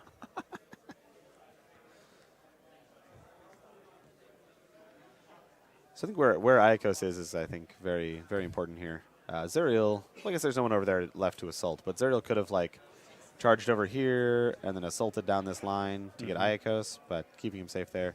This witch, man. Oh no. That's right where I just drew my arrow. She's hiding behind a forest. She'll be fine. She'll be I fine. mean, this could be a walk spray situation. The angles could be there. Jeremy's going to go up another control point here. He's going to pop on up to 3 points. He's ahead by 2. We'll see if Jake can really contest that top zone. He's got 3 counter charges over there, right? Like, and there's a lot of pressure being put on Saren at the moment. It's like Saren's right here. She's got a lot of got 3 seethers seethers looking at her. And then if she runs this way, right? Like this Hungrily. stalker, or this stalker right here, this guy goes 16 inches. Like this is really scary for Saren. She might have to start backing up. That's getting into kill box territory. Kill box, yep. And So kill box at this point would be game over pretty much. be game over unless you stop that top zone from scoring. Somehow, which I'm not sure is really reasonably possible here. We're to the top of round 4. See Jake now planning out his turn and trying to decide what to do next. So the egregores be safely behind the Wizard House. There's really no play you can do to get there and try to kill all 3 witches. No, definitely You not. pointed out that there's a move spray possibility with Zuriel for the witch that's closest to us. I mean, that takes a lot of speed. I'm not sure he can make it that far, but it is possible. This guy as well might be able to go here and shoot her. Yeah. This angel. This is an angelist right here. Yep. If you can clear out the blood gorges around it. Well, I imagine between these 2 models right here, right? Like these, this stalker who's heavily damaged, and then these 3 blood gorgers and Gerlach, I guess. Probably pretty easy to clear out. The stalker, I think, would definitely be more difficult for sure.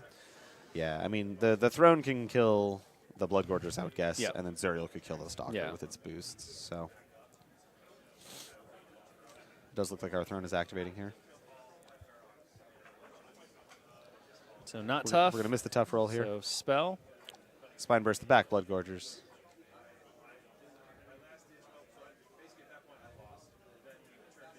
So we're figuring out where the different bursts are going to go. Yep. Going to grab his sweet measuring sticks.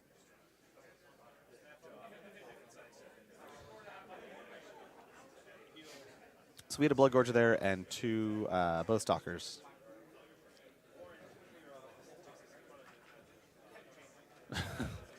Oh no! No.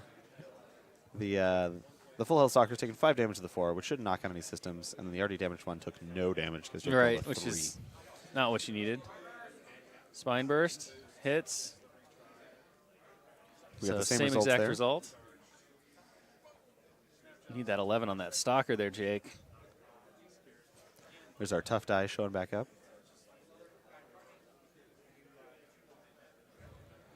So our faraway stalker still fully functional. He's got all of his systems. The close-up stalker just has movement left. So Slaughterborn now getting a tentacle. Gets hit.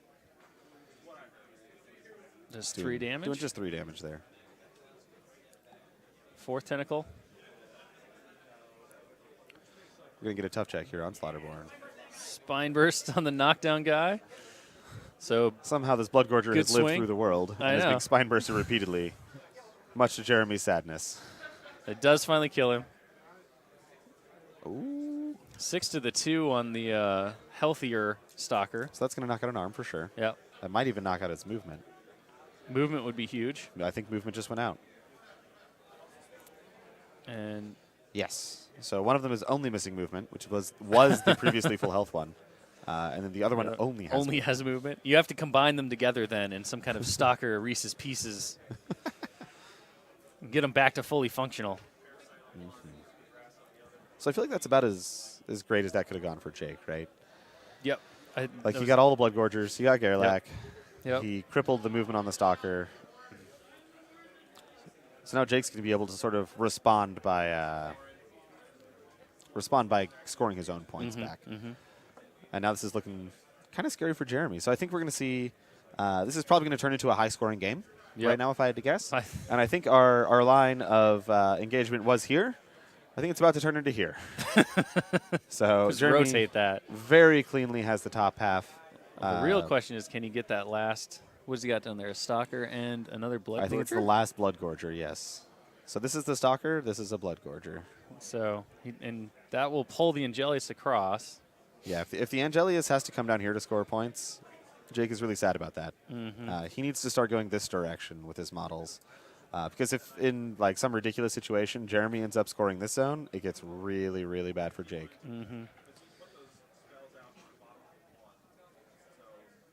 Yeah, I'm not.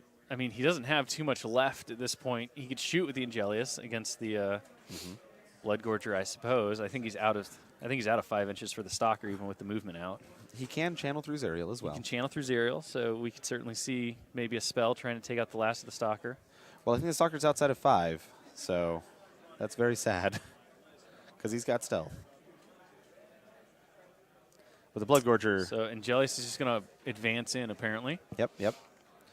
So I mean, that Stalker is pretty scary, even because if that Blood Gorger lives, he gets Gang Fighter, right? Right. So that's. So hits the Blood Gorger, kills him. So here's the play that I want to see. I want this game to go way down on clock, way down on attrition. I want to see like 6 CPs to 8 CPs. And then I want to see Gang Fighter triggered off of one of the witches. In the witch yeah. coven. She just runs in there with her sacrificial dagger. And at the same time he's doing that, I want that witch to also score this circle zone. Wow. And then I want her to die. Okay. And I want it to happen again the next turn. next turn. She starts feeding witches in. Yep, that's what I want to see here. That would be the most epic finish of this game. Win or lose, I don't care. I've got 3 of them. I just want to see it happen. So this looks like our Hellion here. So Jake will score that bottom zone now. Yep. He eliminated the Stalker, eliminated all of the Blood Gorgers. And this kind of goes back to what you were talking about earlier in the turn when you were saying, maybe committing the Blood Gorgers and Gerlach and the Stalkers was a bit much. And now you've lost everything except Iacos and, he will give his life. One witch. And I'm sure he will. Right here. That's where he's going to give his life. So Jake will be scoring 1 point for sure. And this is really the last model that Jeremy has left that can truly contest that. I mean, I guess there's this Death Ripper right here behind the forest as well. So you can maybe get 2 turns of contesting. I imagine Iacos hangs out behind the forest. Death Ripper runs into the zone for this turn. Yep. Iacos for next turn. That gets him to turn 6. So I guess that's probably fine.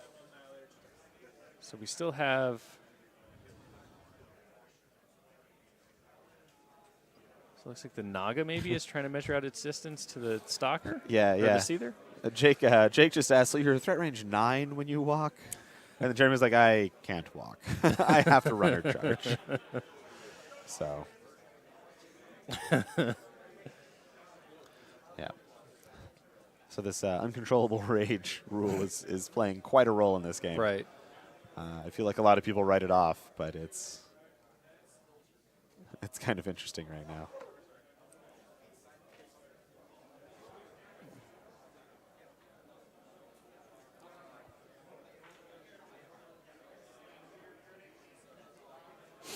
Naga's taking a pot shot here. Blink. So hits. Did not get the critical, right? No, he did not.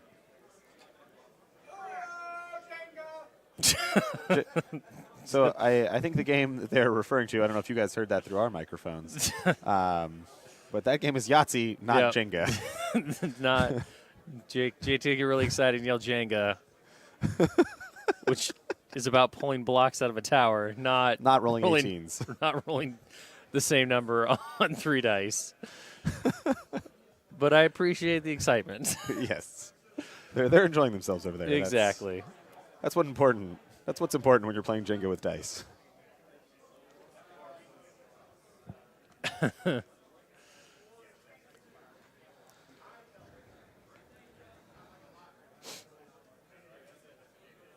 So it looks like Jake is just going to kind of seed that top zone and I think they're just planning to both score Yep, their zones every turn. keep in the game. Yep. While he positions for either a caster kill or some kind of attrition game here. So there's a concept in Mark II a lot more because Harbinger was much more commonly played called Fort Harbinger, where you take your models and you like line them all up right here, and then you martyrdom them all.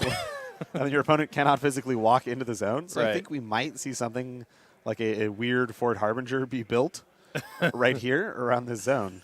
Because, like, this Death Ripper can just run in here. So that's definitely going to stop this score. Yep. Iacos can walk and hop here. So this Fort Harbinger is never going to It's happen. very porous. Very porous. Yeah, very porous. Yeah. There's lots of holes. Mm-hmm. It's not a very good fort. But this fort could be very good, especially with countercharge. Right. When you have 3 So. Seethers staring you down with countercharge abilities. Yep. And Yep. Veil of Mist allowing them to charge pretty much in any direction. So at the end of Jake's turn, he's going to pop on up to 2 CPs, which is not what Jeremy wants. He wants Jake to not be scoring anything right Correct. now. And Jeremy does not score because you see Nope. that little bitty Spell Martyr up there. Yep, hanging out. Giving in the his top life for left the up cause. there. Much like Iacos. I think the Spell Martyr That is way less. He's way less less good than Iacos. less vital, yeah. Yes. So I think Jeremy's going to be a little sad when this guy goes in for the death. Well, he has no stalkers anymore, so really what's he doing with his life? Nothing. Yeah. He is useless. Yep. So that one's either because of the 18 took a bunch of damage. He's probably not too happy to be alive right now. But this is not really quite what I expected out of this game. The rotational twist. Yes, indeed. Moving from a lateral game to a horizontal game is kind of weird.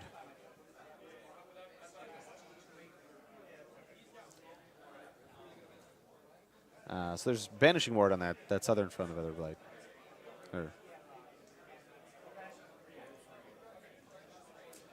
Which is still very, very relevant, right? Because a crit Stygian Abyss shadow binding that guy, or blinding that guy? Blinding that guy is what it does now. It did shadow bind in Mark 1. Mm-hmm. You can tell it's been a long time since I played Coven. Oh, it's been a long time since you worked War Room, too. You clicked on it, and then you immediately backed out. Yeah, so blind. Yes. Yeah, so blinding that guy would be really, really bad for Jake here. So that Banishing Ward is very important. Mm-hmm. So Ghostwalk and Infernal Machine goes on the Defiler. Death Ripper. Death Ripper, sorry. Death Ripper. That little guy is going to get his Eden Claws in there. Really, everything in Jeremy's... This is really a themed list right here, right? Like, Everything eats. you have crazy Blood Gorger guys running around eating everything. You have Seethers that have uncontrollable rage. They eat everything. And then this Death Ripper is getting in there with his Eaty Jaws. With his mandibles. Yes. Chompy chomp chomp. He's going for the Sorceress first.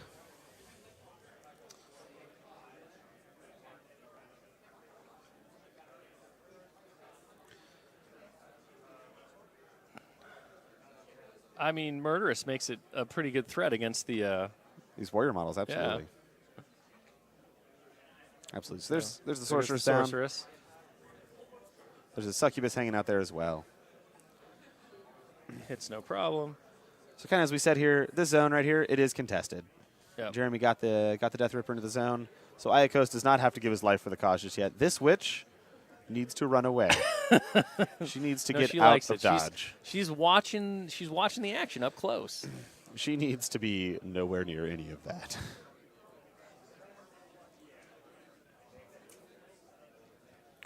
I believe this is the other Death Ripper. No, this is the Blood Gorger here. He's getting into the 1-inch melee here. I mean, you know, it's just a Spell Martyr. Maybe it's the Spell Martyr of... No. No. That Spell Martyr was not the champion of his It peoples. wasn't. He just turned out to be a sacrificial spell bomb Yep. that never got to spell bomb. Here we go. Do we build Fort Harbinger? Look at that. It looks like it's happening. Look at looks that. Like it's happening. Jeremy's played a lot of Harbinger in his time. So Yeah, he's like, hold on. This is the guy that got the 18 rolled. He's going to back up a little bit. He's not going to be the front of Fort Harbinger.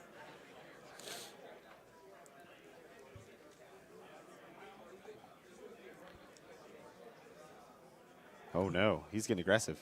no. Nope, never mind. He measured to here, moved to here. He's making sure to stay outside of line of sight here. Zerial's doing a little dance and facing that way. He's turned around. He So, had to I think- kill himself a couple of Blood Gorgers. I think this is going to be pretty easy points for Jeremy. This Naga can run in, right? So if he builds his little fort right there, can't quite make it all the way in. We've also got the countercharge potentials here, Yep. right? So, like, if the Naga does toe in right there, this guy can countercharge. So there's the cornerstone of the fort. Yep, I imagine this Death Ripple will end up here. And then depending on how crazy this witch wants to get, she could she could be there. Sure, sure.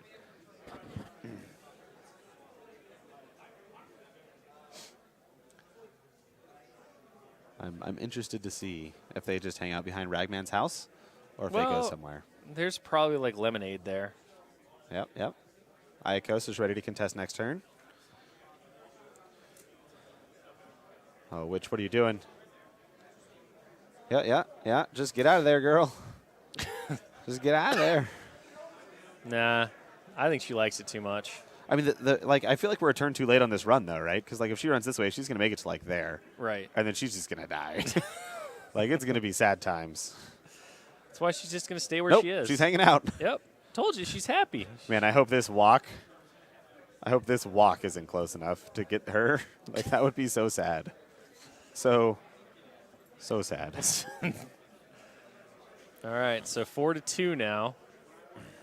Yep. Jeremy's hopping on up to 4. The game is afoot. Oh, we could have built a better fort here, Jeremy.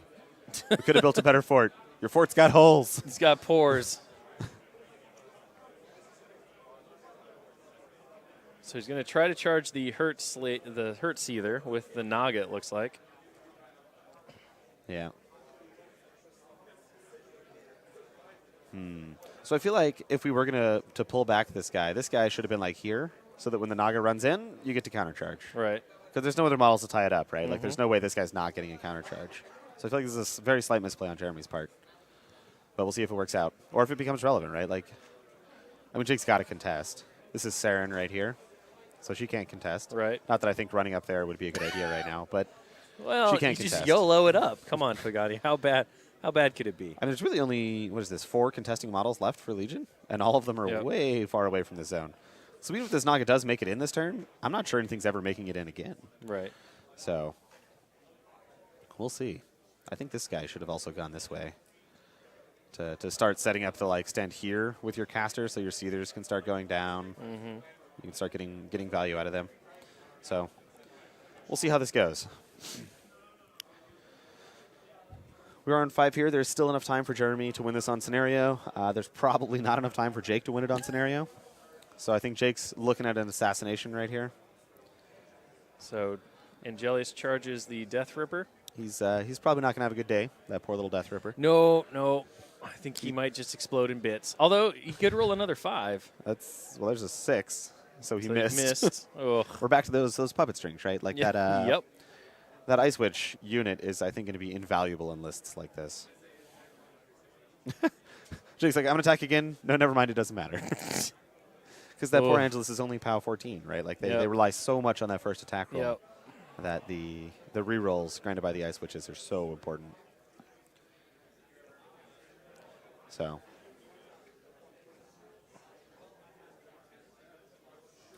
Zerdiel's going to come in, try and finish the job. I think this is really, really bad for Jake, right? This is really bad for Jake. I'm due for an 8. Yeah, Jake doesn't boost. He says he's due for an 8, and you know what? He gets it. He got it. He was due. He was due.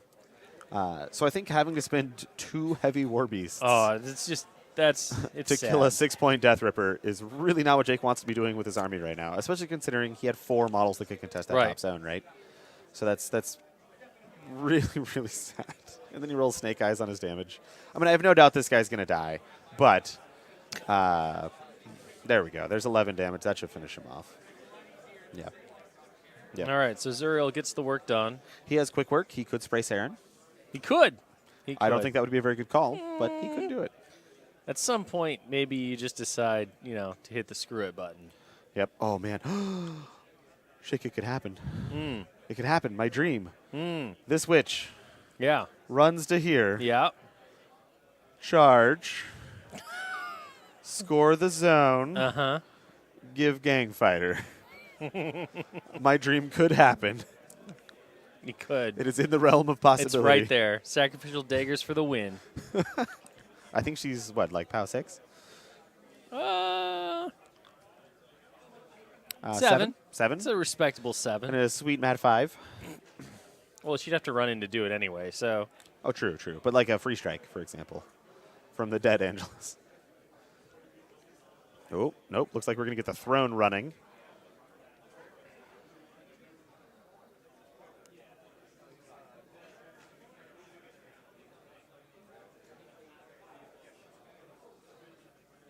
Jake is asking how they get Gang Fighter. It is confirmed for Iacos. He hasn't thought of the Witch yet.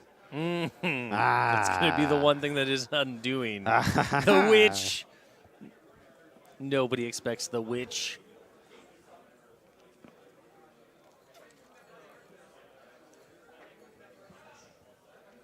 So Jake is now creating his own fort. His own Fort Harbinger. Mm-hmm. But I mean, like, Iacos doesn't care, right? Like, he just walks this way and hops into the zone somewhere back here. So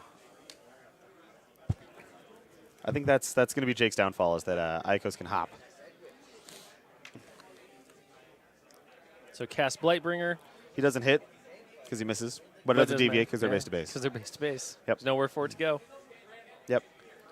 And then she's going to walk back. Looks like she's going to tow both zones, which does not contest.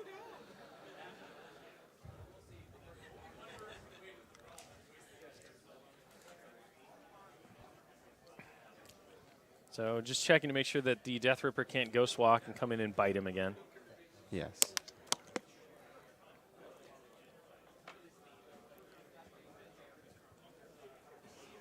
So Jake will score 1 for his zone, going to 3 points. The Naga will be the final Legion model to contest that North Zone, I would guess. And Saren has Dodge from Zerial's Animus. And so keeping the game close so far. But you can just see the attrition game starting to swing strongly in Jeremy's favor here. well, I mean, I don't know, right? Like, he's got 3 Seethers. Jake's got Zerial and an Angelus and a Throne. So I think it's actually pretty even on attrition. I think Jeremy's very, very strong, however, on board position.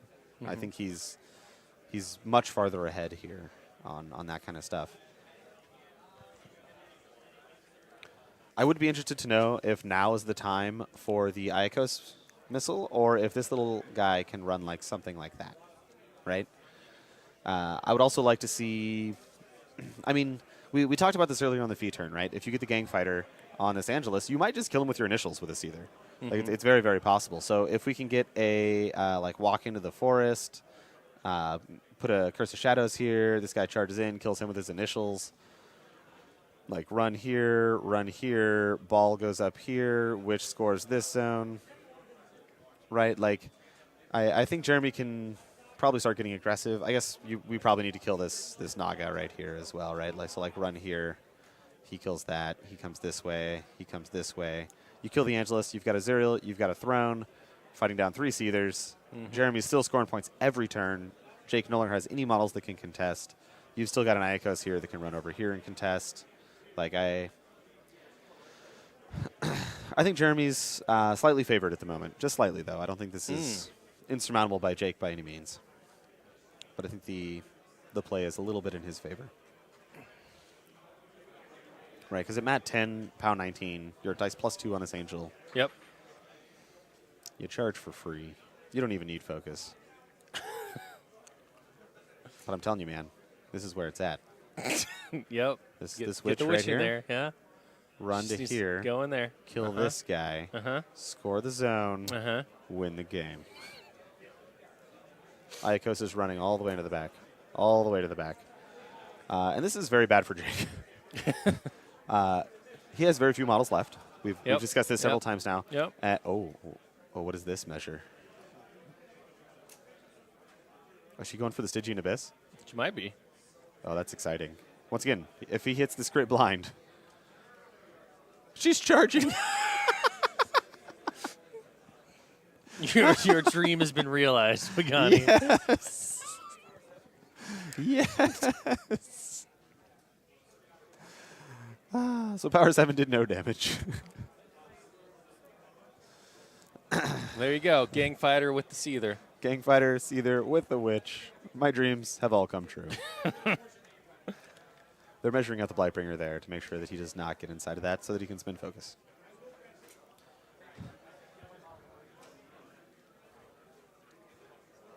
Here we go. Yep. I feel like... Oh, and then it's got Banishing Ward, so there's no... right. So there's no... You can't cast Stygian Abyss, yep. Yep. No Stygian Abyss, no minus armor going on there. Here we go. We're dice off 1 here, so that's a pretty good roll. That's 9 damage. It's a good start. It's a good start. Ooh. So there's the 10. All right, Jeremy's dice appear to be cooperating. Yep. Should pretty easily kill this thing at this point. He gets 3 more attacks at dice off 1, and the tusks are dice off, what, it's a POW, I think 12 or 14. So 12 on the tusk, so Yep. 14. he did 4. Looks like he's got about 5 left there. This is a little dicier than I thought it was going to be going into this. He needs a 7. Oh! Very sad, very sad. What if Not- the Death not Ripper for can get in Jake. there? He's got There's 4 left. 4 4 left. left. This guy might be able to get there. Well, no, that looks a bit far. With Infernal Machine, the +2 speed. I like that. Yeah, so he speed 7 base, so he charges 12. So yeah, the zone's 12. He's in the zone. He's in the zone. So he could make it. He could finish him off with the Death Ripper, which, I mean, once again, every single model that Jeremy kills is just a huge benefit. Right. A huge, huge, huge benefit. Well, and taking out a throne is extra significant at this point. Well, like that Spine Burst is terrifying for Right. the witches, right? Like if he walks up and Spine Bursts the ball, and just good gravy, those witches are going to be so, so sad. All right, little Death Ripper. You be the little engine that could. We're that was a run. Yep. Because it has to run. Because it has to run. There's no walking when you're a Seether. He waved goodbye to the witch down at the bottom. Goodbye, Helena. You were brave. Stupid, but brave. Are we going to see the Infernal Machine Ghost Walk to try and do the last 4 points? It's a it's POW, I believe 13, maybe 12. Yeah. So if it's POW 12, he needs a 12 to kill. No, he needs a 13 to kill. Not- He's just going to end his turn. All right. He's going up to 5 CPs here.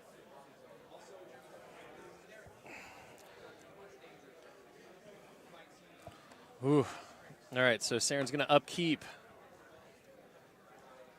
Jeremy Lee is sitting at 5 CPs. Jake Van Meter at 3. Iacos here is going to be a real pain in the booty. Real pain in the booty. Quite literally, actually. Booty pain. He is booty pain. Hashtag booty pain. Oh, man. There's a witch building Fort Harbinger right now.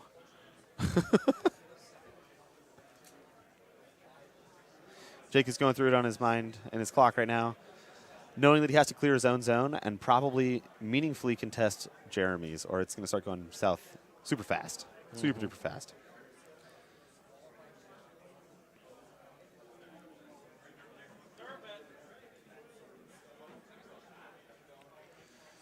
Jake does not sound happy right now on his player mic. We're getting some sighs out there. I mean, he's got a steep hill to crawl his way up at this point. He does. But the throne So- surviving is That's the first step of getting up that hill. it is. That's It the was first step. significant. Without that throne there, I don't know what his options would really be at this point. It I mean, you'd have 3 models left to deal with a whole bunch of Crix models And- that and are I- in perfect scoring position. like really, I think this is the problem, right here. Because if he's not contesting here, right? Like he could run, Correct. fine. Then your angel dies for free. You don't Yep. even get to kill this witch. Right. Like you get this one because the throne's going to noodly fist her pretty hard, I think. but like this one right here. Well, maybe. I Oh, mean, man. the throne. Trying to hit that. I'm not sure. I guess she's def 16. Def 16. I mean, So it's probably going to take one of the beasts to kill the witch, which is actually hilarious. you have Like, to boost for sure. actually hilarious.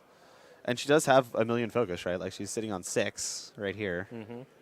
So there's some durability there. She's got 8 hit points. The throne probably doesn't even kill her in one hit, right? Like it's got to hit twice. So Right. yeah, I agree with you. I think it's got to be this angel, giving her the armor pierce, or Zuriel.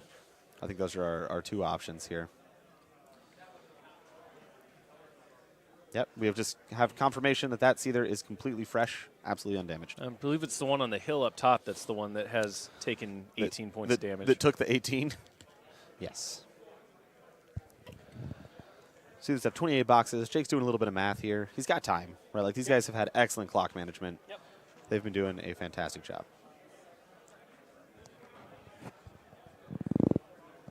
Everyone hear me crunch.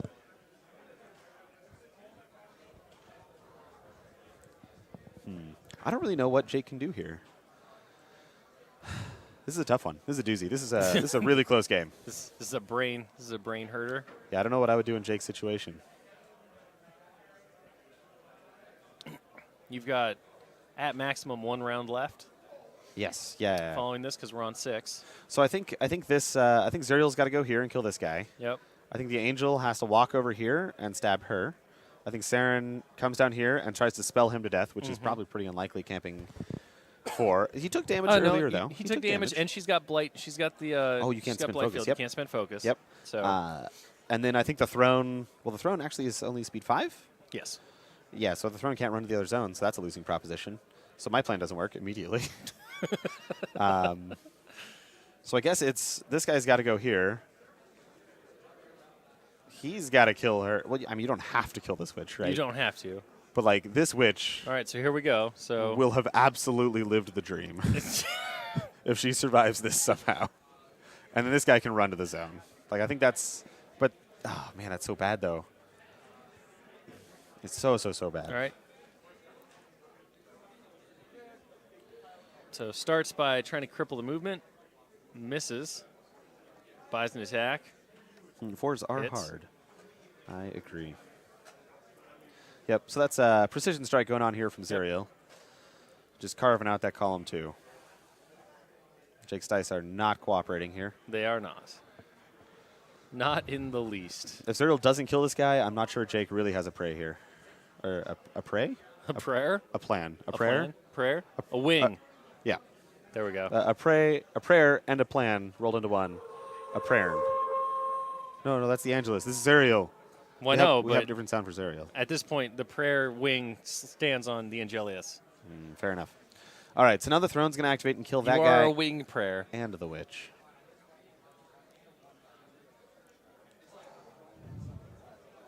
Jake is not happy with his dice, and I No, think that is reasonably acceptable to That's be pretty not happy rough. right there. That's either sitting on 4. Looks like 4, yes. And its movement is out, so it's easy to hit. So hold on. Do you think this is 5 inches? Oh, you won't kill her anyway. She's got focus. But I'm like, if you just not melee attack and just spine burst that guy, and just like roll your pants off on the number of targets, maybe. But it seems pretty unlikely to me. I mean, if you wanted to, you could fly. You could fly over to.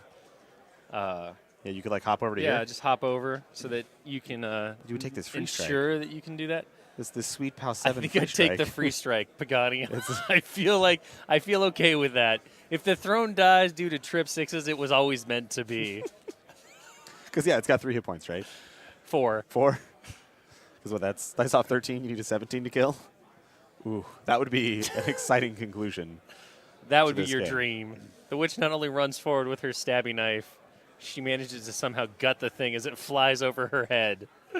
All right, so Saren's walking up. She's scattering a Blightbringer at Iacos because he's got stealth. It looks like it's going to kill him. Oh, no, POW 6. Off 8, we need a 10 to kill.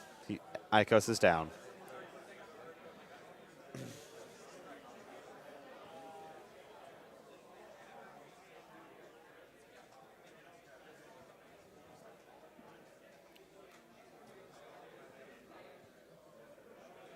So here we go.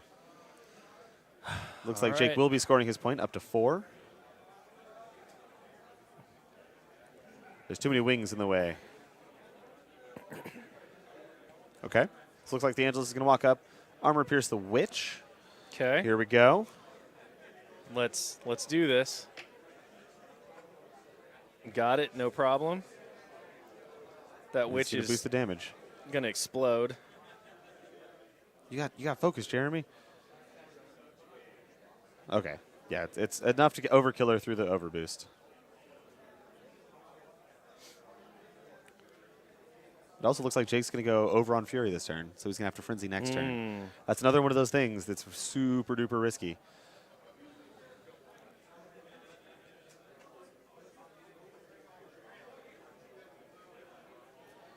The Throne is charging the Death Death Ripper? Ripper, it looks like. And Yep. he's checking to get melee range to the other Seether. Yeah, so Jake's going to be up by 2 Fury next turn because he's got 2 on Saren here, 4 here, and 3 here.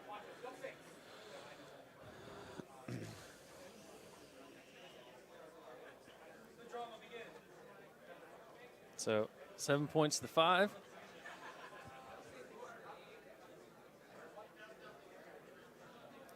So second attack missed. Third attack missed. First attack missed. Second attack missed. Fourth attack looks like it hits. Yep. And then at the end of Jake's turn, both players will score 1. Jake going to 4, Jeremy going to 6. Right. I don't think Jeremy really has to do anything here. Well, he knows he's going to go up by 1. He's in the lead, right? Yep. So I think I think the line here, right, is the Seether kills the throne. Mm-hmm. Right, it just kills the throne. Yep. And then the Death Ripper runs down into Jake's zone. Yep. So Jeremy will go to 7. Jake will go to 4 on the end of Jeremy's turn. If the Death Ripper goes to Jake's zone, he would score on that one as well, right? Because there's nothing in the zone that can contest. That is true. Can Jeremy win? No, he can only get to 8. So it's one short. Yep. 1 short. But this should be bottom of 6, right? Mm-hmm. So once again, he kills here. This guy runs down here into the zone, hopefully not taking a free strike. Or I guess he could go this way too, right? Like you can get ghost walked and just pew, and that should be good there. And then what that'll do is it'll stop Jake from scoring, and then this ball just like pieces out way up here. Just make sure it doesn't die. No matter what happens, just don't lose the last witch. And what that'll do is it'll put Jeremy far enough ahead that Jake can't possibly score enough points to get ahead, and Jake only gets 1 more turn. Right, so as long as his caster doesn't die and Jake doesn't somehow manage to score 4 points in a 3-zone scenario, Jeremy will win the game. Yep, looks like Jeremy's already on it. Because to me, this is the only threat to his caster, is this 4 hit point throne. So I don't see this turning out well for Jake. Yep, and then this ball is going to walk up here, base to base, give her stealth. This guy, the Egregore, also contests zones because it's not a Warcaster. Right. So there's no way that Jake could score 1, 2, 3 points. Right. So I think it's going to be very, very difficult for Jake to come back from this. Yeah, I mean, with 2 Seethers, even the damaged one, that throne should not survive. Yeah, even and oh, dude, we could have done it again. This witch. There's a witch right here. She also lived the dream? She could have lived the By dream. lived the dream, do you mean died uselessly? I do mean that, yes. I do indeed.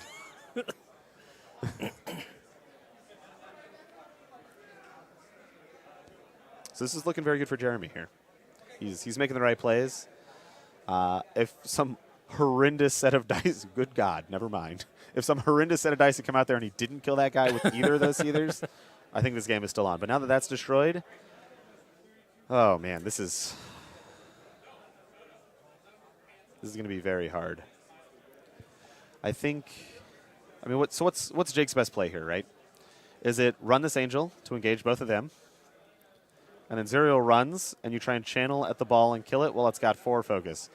That seems incredibly hard to do. Yeah, you just don't have enough offensive potential at that point, I don't think. There are only 2 witches left.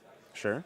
But the Egregore's arm 17. It's arm 17. You can spin a focus on both of the witches after allocating the damage. Yep.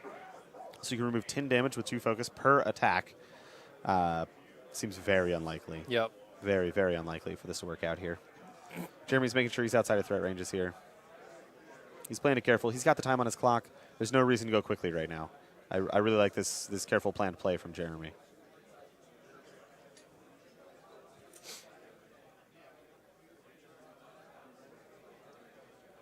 So that's going to stealth up the witches. That'll make it much harder to channel. Looks like we've got an Angelus ranged attack. Oh, I thought this witch was going to run to engage the angel. He's going to be like, oh my God. All right. And they're just going to base up on the ball. On the Egregore.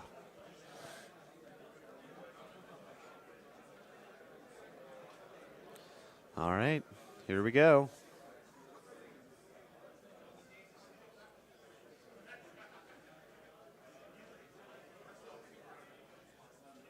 We're going to see if Jeremy notices that he scores a point on the bottom zone as well. Because I think he's going to miss it.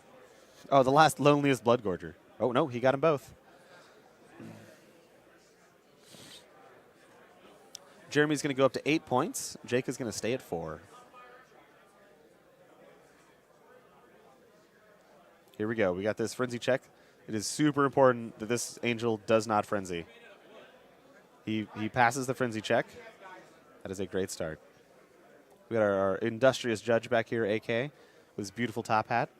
He has several different top hats, and he changes them out throughout the weekend. It is incredible. Bubba Dalton, Brandon Andrews, Chris Orr, Jason Watt. Oh, this is the peanut gallery of a lifetime right here. And while this game has some minutes to go, we do know what our next round is going to be. So our next stream that'll be following immediately on the heels of this one is going to be Bubba Dalton versus Brandon Andrews. Excellent. So we're going to see Kador taking on Crix. Beautiful. Beautiful. Bubba plays Kador, I believe? Yes. And then Brandon is playing Crix? And Brandon Excellent. is playing Crix. Excellent, excellent. So Saren is going to go first. So respawn on the Angelius. Okay. I think this is an exercise in futility.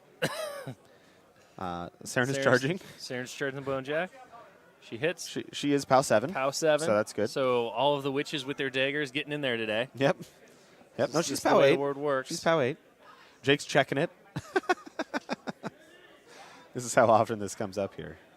So 1 point of damage. Oh, man. So much value. Hey, that much was value. it was free, Pagani. It's true. Every attack counts at this point. Every It's true. attack.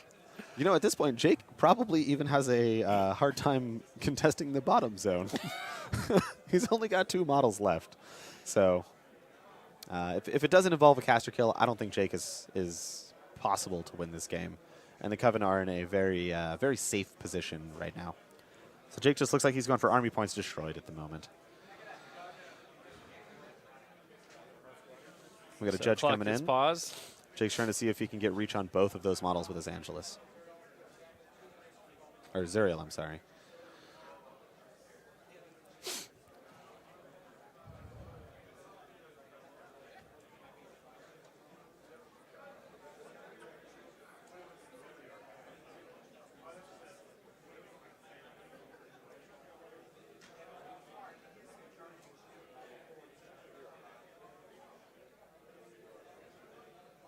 Oh, Jake is trying to score his zone and the center zone. To score 2 points, he go up to 6 and still be 2 behind Jeremy. But I guess he's getting those tiebreakers. I think Jake knows that this game is over at this point, and he's trying to get higher in the standings.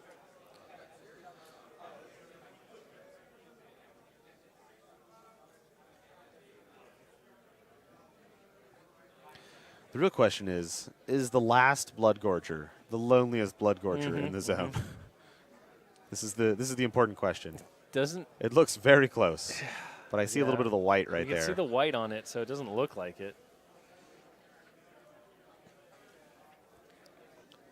For this chat that's asking, this is the top of 7, so yes. So Jeremy was second player, so he'll have one more turn to go. One more turn to go. All right, so buying attacks. Looks like he should be able to take down. Yep. This is what should have happened to that other Seether. Truth. So 4 left on the Seether. Seether's now dead. See if you can finish off the 11 points. That should be pretty good. Yeah, and he's taking out the movement in the first hit, so it makes it very unlikely to miss the second hit. Dice +2 will be 10. And that'll be a dead Death Ripper. Quick work into the Blood Gorger. Misses the Blood Gorger. Oh. He can shoot it with the Angel still. But the Angel has to contest. So Jake was going for the 2 CP score there. He's getting the counter charge action going here. Yep. We're going to see it again. We're going to get the gang fighter with one of the witches. That's going to happen right here. This is beautiful. This is art, guys. This is art. This is everything you hoped for and more. I will say, in our internal playtesting, I don't think we ever used one of the witches to trigger gang fighter in Slaughterfleet. I'm going to say that this is an unforeseen interaction. Yeah. This was serendipitous in its majesty. It's a pretty good damage roll there. Doing 8 damage to the 6.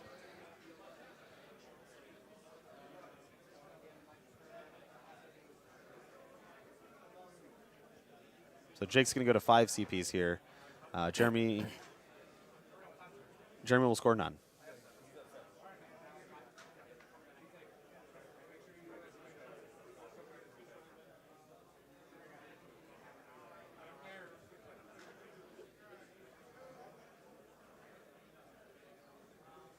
They're doing the math right now. Jeremy's explaining how there's no more dice rolls required, and it is over. So handshake happens. Jeremy will end at the end of turn 7. Jeremy walks away, winning on CPs at the end of round 7. That was not how I predicted this game at all. No. But it was still very exciting. It was a very and intense very and close back game. and forth match. Very, very close game. They're counting for tiebreakers here for Jake. And there we are. All right, well, that was one exciting matchup between two dark horse lists that nobody expected. Nobody saw coming. It was awesome. It went back and forth, and no models were basically left on the table at the end of it. Pretty So much. a great game of Warmachine right there, and Warmachine and Hordes action. Come back momentarily as we're going to take a break, get reset, and we're going to see Bubba Dalton take on Brandon Andrews, Kador versus Crix. It should be a good one, and that will be our semifinal match. And we'll be in the finals after that.